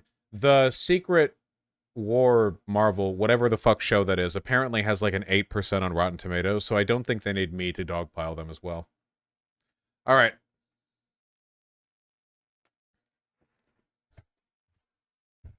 It's ass? Yeah, I've heard. Yeah, man, Okay, stop asking me if I've seen things that have no relevance. Okay, I'm going to read donations. You can't stop me. And there are a decent number of them. Thank you. A Woo X Replicate, Little Morphine Annie, and CML Dark Sun, thank you for the tier 1 subs. I haven't picked up House of Leaves in a while. I need to get to that. Plague and Intrepid Elm, thank you likewise. Much appreciated. LJ Wombology, thanks for the tier 2 sub. Nice reference. Username Guy, thank you for the $10. Really appreciate that. I haven't done anything Unity related since we got Ruben, I'm afraid. Monty005, thank you for the $5. Good luck with your military course. I hope you're able to tune back in soon, friend.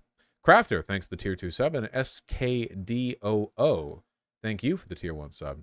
Have you seen there's evidence that solar power could follow Moore's law? Well, wouldn't that be nice? We'll see. Sake with the 8 tier 1 subs. Thank you very, very much. Very kind of you. Vosh doesn't dog whistle, he horse whistles. I don't know if horses can hear in pitches that we can't hear. I don't know if that's actually a thing, but it probably is, right? Maybe?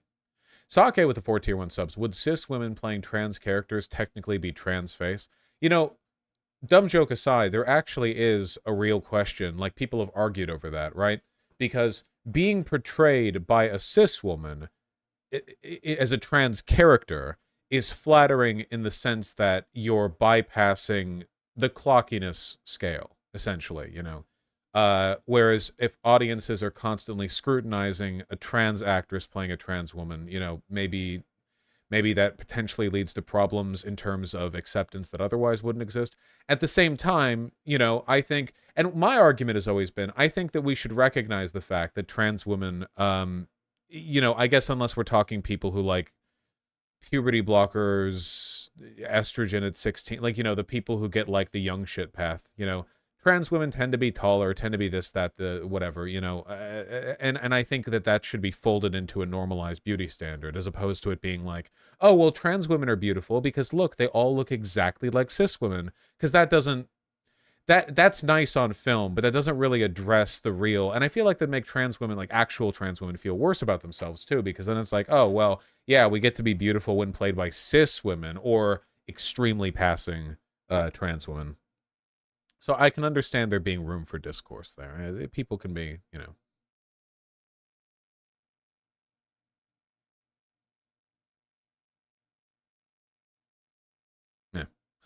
Yeah. Captain Cat, thank you for the $5. Didn't get fascist vibes from that guy, just like he thought people who don't transition are less valid, and insult to trans people who do and suffer hate for it. No, the fascism thing wasn't from any ideological position he expressed, because he didn't really say that much coherent. It's from the behavior.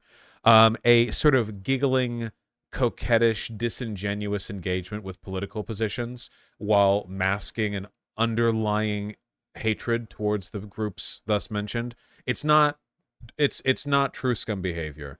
Trans medicalists behave differently. I would know. I've debated plenty of them.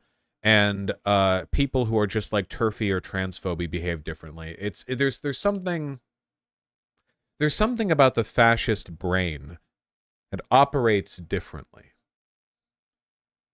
Is coquettish a word? Yeah, but it's not spelled that way. It's like there's a Q and a U in there. Coquettish. It means like playfully bashful, like engaging, but sort of holding back. It means flirty, but I don't mean flirty here. I mean like yeah.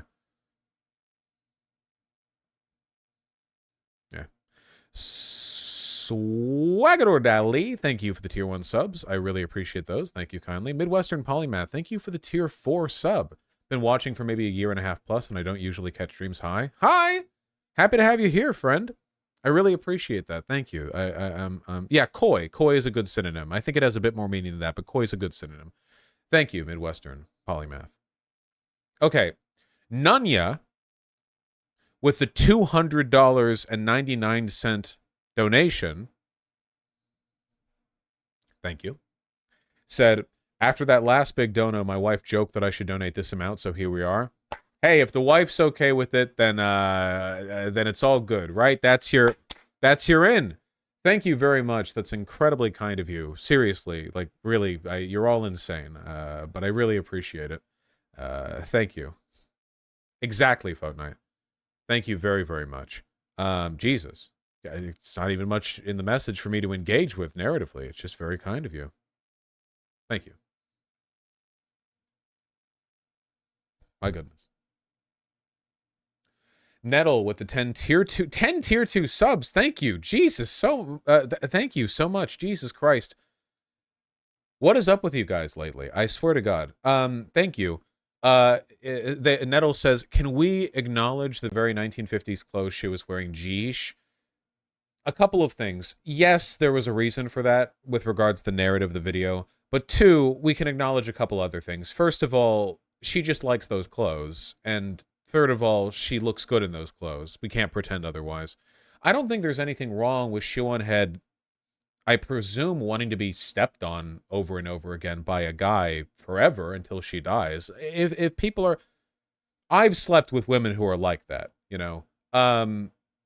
If that's a personal preference that somebody has, even God forbid a woman, you know, it's...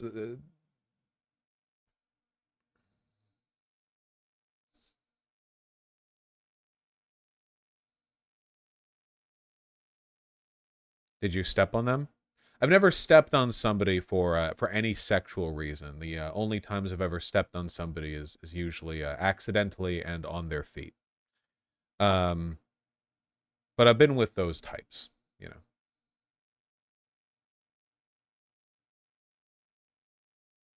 Prude? Yeah, sorry.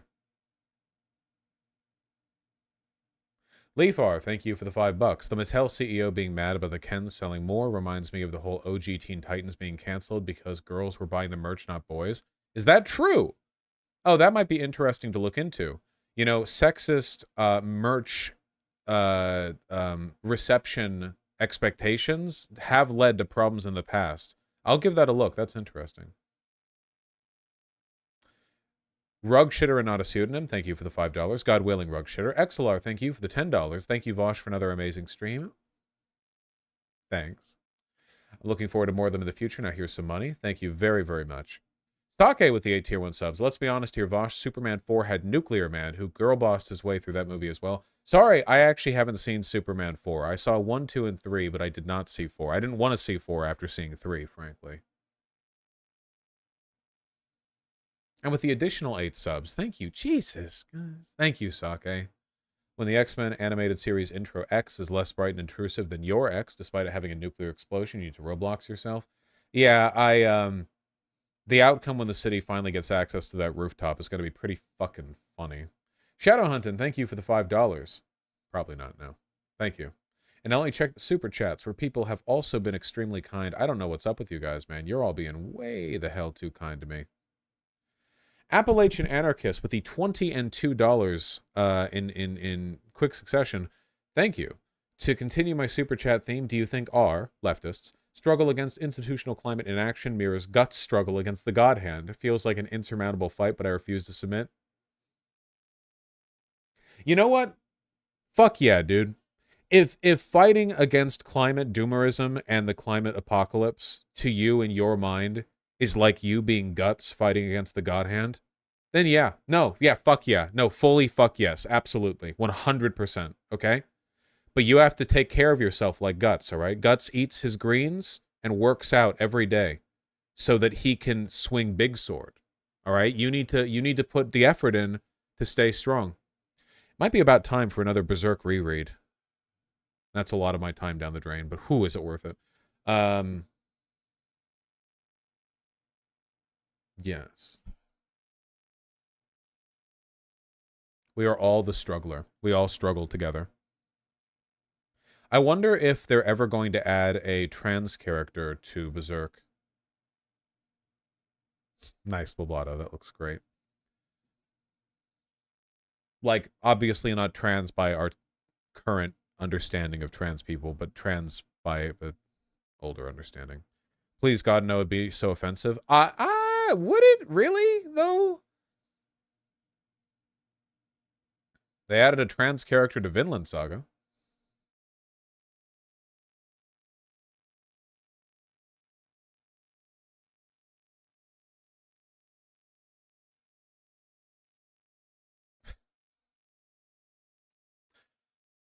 Hey, tell me, thank you for the $10. What do you think of Bukele?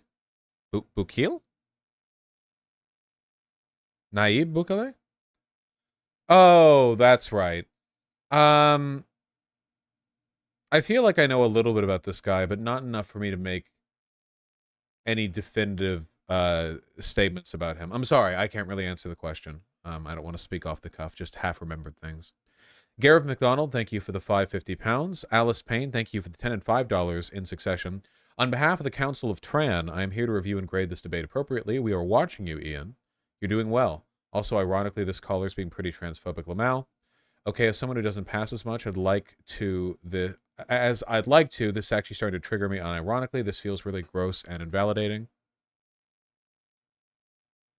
From him, right?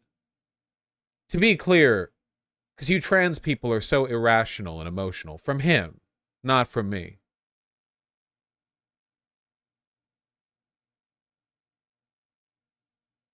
I think they mean from him. Well, I'm just making sure. People get mad at me all the time. I don't know. I don't think Alice Payne would. Alice Payne's a friend of the stream. You know, all right. Just making sure.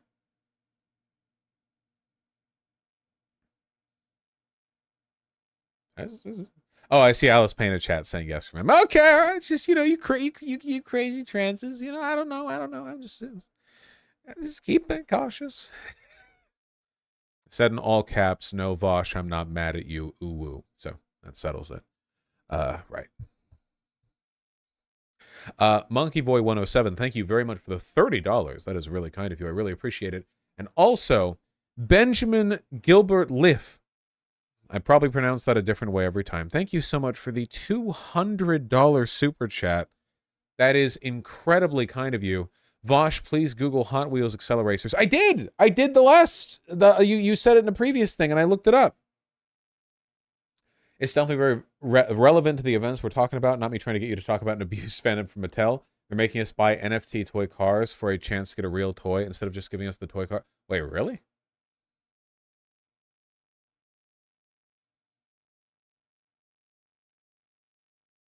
Oh, Jesus Christ. Really? For Hot Wheels? Man, Hot Wheels are like... Even I had Hot Wheels. Everyone, every guy had Hot Wheels.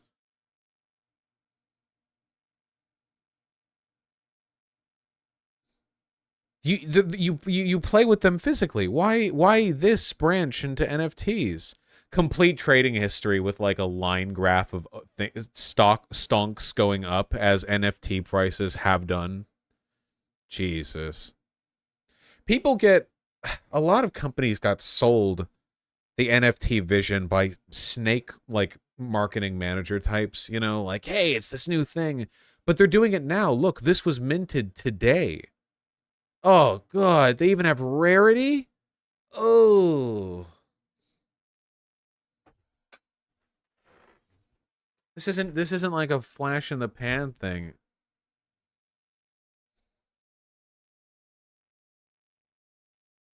That's really bad.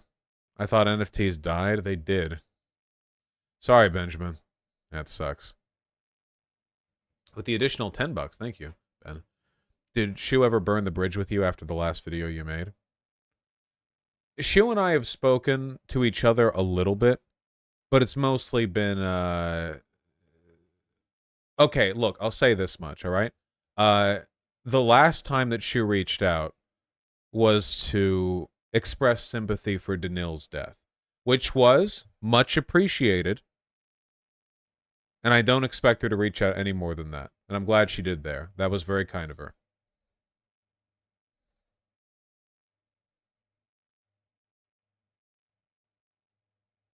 Rex Gardner, Shu's Boxy's sister.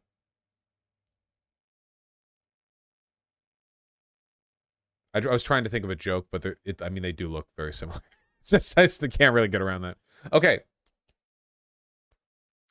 Benjamin, with the $50. What the okay. You all better be in good standing. All right? You better not be causing any trouble for yourselves, these kind donos. By the way, Mattel canceling a sub-franchise for getting too popular is deeply on brand for them. Cough, cough. Acceleracers, cough, cough. I see the Acceleracers. They literally admitted to canceling this brand because it was going to outpace the growth of Hot Wheels like GFC. Really? Okay, then I'm interested. I wonder what, like, the economic benefits are of not doing something profitable because it might cut into the profits of another less profitable thing. Maybe their belief is that there's more longevity in one toy line, so if there's like a flash of popularity for another one, it would like eclipse but then take down both. You know what I mean? I don't know. I'd have to think about it. Naha Reveal or Naja Reveal, one or the other. Thank you for the $10. Thanks for your constant support and advocacy, Vosh. Thank you. You're the one supporting me right now. Greedy Bastard, thanks to $5. That guy refused to acknowledge your sincerity prerequisite, then repeatedly brought up Crowder's play acting BS. Yeah, that's one of the things that I'm always on a lookout for when debating someone. If I address a point and then they bring it up again later as though it hadn't been addressed before, it usually means they're either on a NPC dialogue tree or there's something else going on, you know? Benjamin with the $10. Vosh, buy an 8 sleep mattress. It literally solved many of my autistic sleep issues. You can use the super chat money I've given you to pay for it. That's not a lie. I probably could. 8 sleep mattress. I might have sleep apnea. I'll have to look. Pod intelligent cooling and heating mattress. How much does that cost? What the fuck? This looks futuristic as shit. Okay, looks like it's around 3 to 3,500. A full is about 2,800. That's not too bad. Mattresses are one of those things where you should always be willing to spend a lot of money. Seriously, I know it's I know this is one of those, well, like, I can afford it things, and I can. I could afford to stack 8 sleep mattresses together, put one beneath the lowermost one, and sleep in it like a princess. I could fill my entire house with these. I could buy and sell all of you. No, it's so true. Sake's in chat. No. Shoes, chairs, mattresses. You spend big on those three, okay? I don't care if you have to eat lentils, all right? What matters more than almost anything else, and where money is really felt, is posture. Okay, posture. If you're, as long as you're in good health on those. By the way, why do you think I haven't replaced this? This is not a cheap chair. It's a torn up chair, but the fundamentals of the chair are fine. You know, the position, the cushioning. To replace this chair would be quite expensive. Yeah, anything posture related, anything that separates you from the ground. Exactly. I spent $250 on my mattress, and I always get compliments on mine, Lamau. You get compliments on your mattress because you dick people down into them, okay? That's because of your skill, LTM. That's because of your unmatched gravity thrust power, all right? Your mattress is shit. Spend more money, get a new one, okay? I don't care what you have to do. Sell your body. Clearly, you're good at it. Buy a better mattress. Trust me, your back will thank you.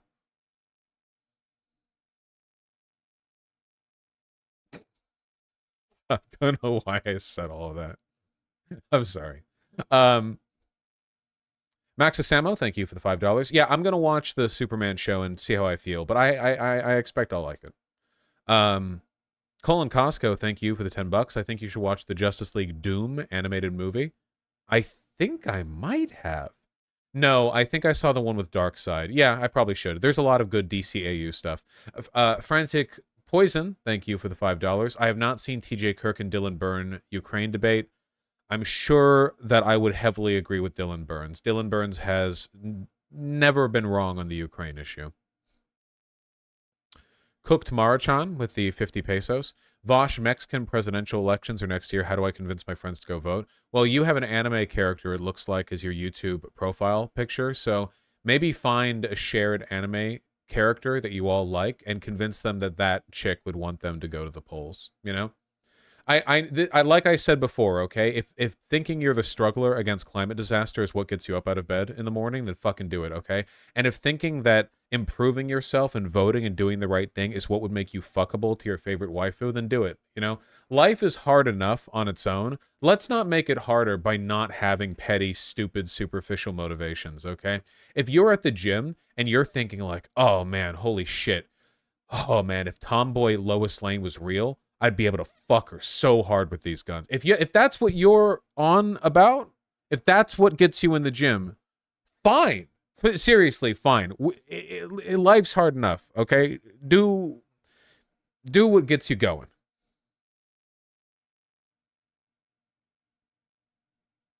All right. I need to finish up. I need to get good sleep tonight. If I can get good sleep tonight and wake up at a decent hour tomorrow for a morning stream, which is tomorrow, then I think I might actually have like fixed my sleep schedule, and I don't have to live in the constant waking nightmare that is being sleep deprived.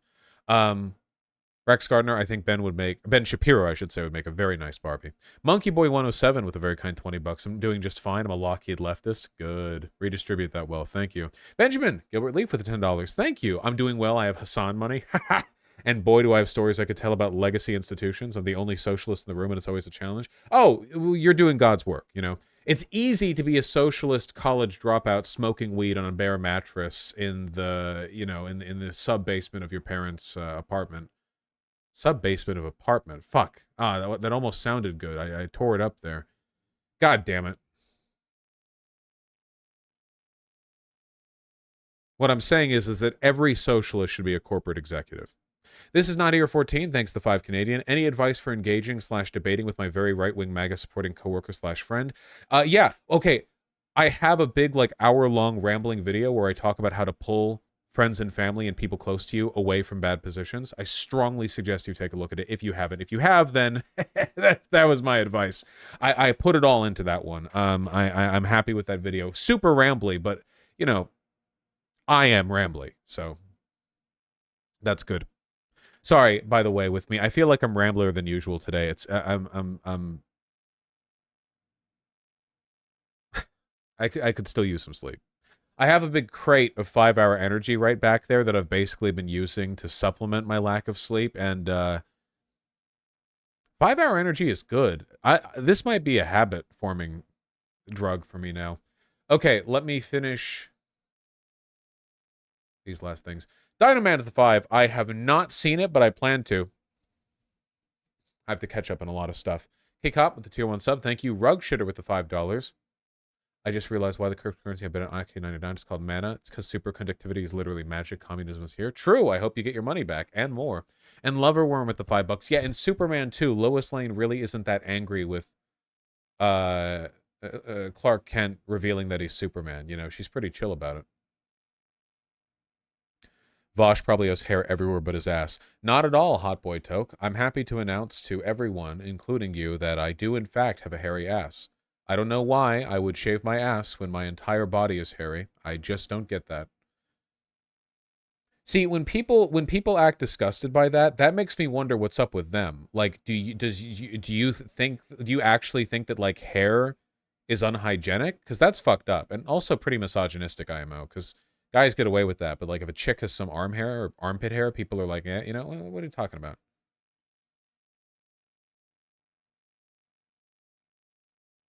I shave my pits. Whatever you want. I mean, you can do that if you want.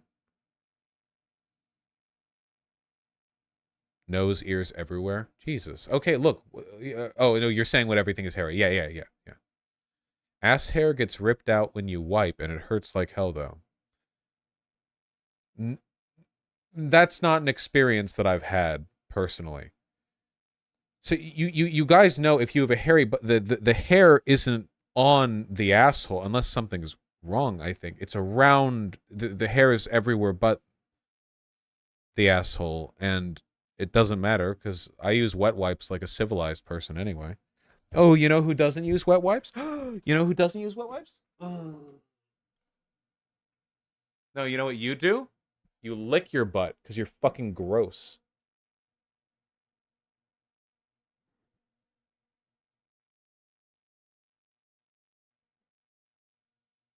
You're hairy. You're hairier than I am, Ruben.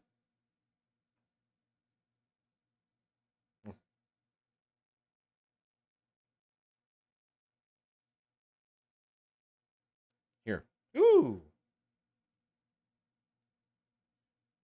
See, this is how he cleans his butt, too. Good boy.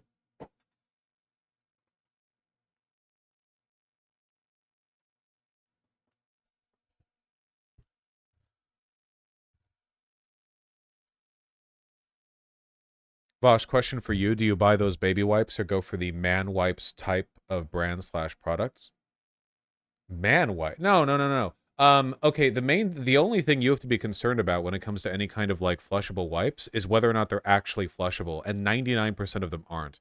I've found like 2 brands of flushable wipes that are actually flushable and aren't just like an incoming sewer problem, you know.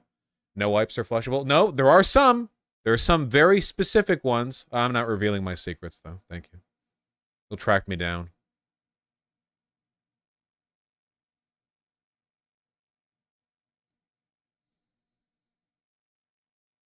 Reveal them?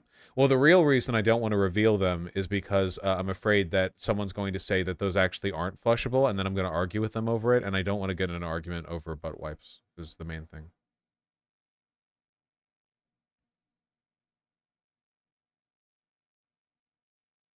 Why flush, though? What, you want to use a wipe and then throw it in the trash? Like, oh, man, that was a giant fucking shit-ass wipe. Throw in the trash. What are you talking about? You're all disgusting. I'm leaving. I'm leaving. I finished the donos. I finished the donos. I'm done. I can leave. I'm legally allowed to leave now. Who's live right now? Ruben. More like Bluebin. Get it? Because he was blue from the light? Yes. I don't see... Who's live right now?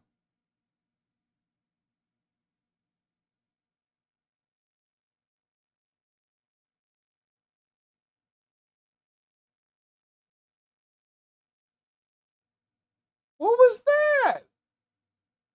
Did you just try to meow? Was that a meow attempt? He's a very quiet cat. He doesn't really meow. Like, I mean, if you pick him up, he'll squeak, but he doesn't meow that much. He just zooms around and plays with the cats. He's gotten along with them really well. Oh, he's back at zooming. Okay. I want to play with him. I want to use a toy to wiggle around and have him chase it. Who's live right now? Who is live right now? Meow, meow, meow. I never played the add button. Tempest is gonna fucking kill me. I have to hit it now. I didn't make enough money this stream. I was destitute until I hit the button. Crazy Music Man 13, thank you for the $10. I really appreciate that. I get my master's in international development August 7th. I'm very happy. I enjoy listening to you. Please take care of yourself and say, well, thank you. That's incredibly kind and sincere of you. I really appreciate that. I will try. I'll do my best. I try to sleep well. I really do. I have trouble sometimes. Oh my God, Vosh got his and left poor Tempest out in the cold. Nope. Guys, I'm happy to announce that the revenue share that I've got going on with my editors includes the donations brought to me through Super Chat and the website. So, no skadoodling out of that. Godspeed, Rug Shitter.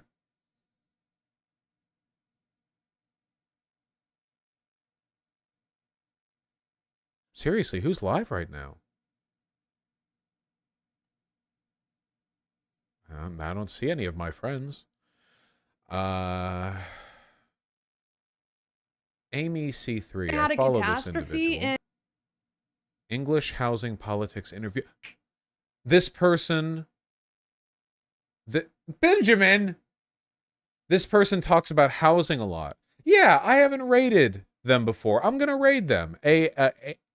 Amy C3, AMYEC3. She's nice and she's cute, so you superficial types will go for that. But I'll send you guys over. Be nice. She primarily talks about homelessness and housing, and of course, before I go, Benjamin Gilbert Lift with $100 says compensating for the missed ads. Thanks. Tempest won't kill me now. Fuck, man. I run out of new kind things to say. My appreciation knows no bounds. Okay, folks. Thank you. Everyone, Benjamin, you too. You're all gonna get on over there, okay? I'm gonna enter the new raid recipient. Remember, stream tomorrow morning. We've got 2 debates going on tomorrow morning. So it's an hour and a half of regular politics, or more likely me rambling about my sexual inclinations or media that I like, or politics. It could be any of them. But that's why you come here. And then it's the Vanguard boys, and then it's Framework Guy, as you know him. So let me do the host on Twitch, and that's AMYEC3. Have a good time, folks. I'll see you all tomorrow. I love you. Thank you, everyone who was kind enough to donate. And thank you even to those who weren't, because I just love having you here. All right? Take care. I'm going to go squeeze Ruben into like a softball shape, and I'm going to launch him at high speeds against a wall, because this is the only thing I can do to match his energy. We're going to play catch with him. Do you ever really wish that you could have, like, as a magical, like, gift or something, an invulnerable kitten, or like a gecko or a frog? Because, like, I do wish that you could take a cat and like launch them, and they're just squishy like a blob, and they just squish harmlessly against a wall and like bounce off, and they're totally fine. I feel like that should be how they are, but they're not like that. Really? Is that really weird? You never thought like, oh man, I wish with like a squishy blob. It's like cute. People do that with cute things, like a cute dog, and you're like, woo, like you're squishing their face, like. Woo. Is this really odd? Okay, fine. I didn't think that was a weird thing to say at all. I thought we could all relate to that. You know, the last D&D campaign I did in real life with my friends, as a reward for completing a trial, they received a pet, which was a crested gecko that was invulnerable and rainbow colored. I think they named him Jerry or Jeremy or something like that. And they could like squish him, and he was completely indestructible, so nothing could hurt him in any way. And he was just like a little squishy, you know? I'm just saying. Okay, I'm gonna host. I'll see you tomorrow.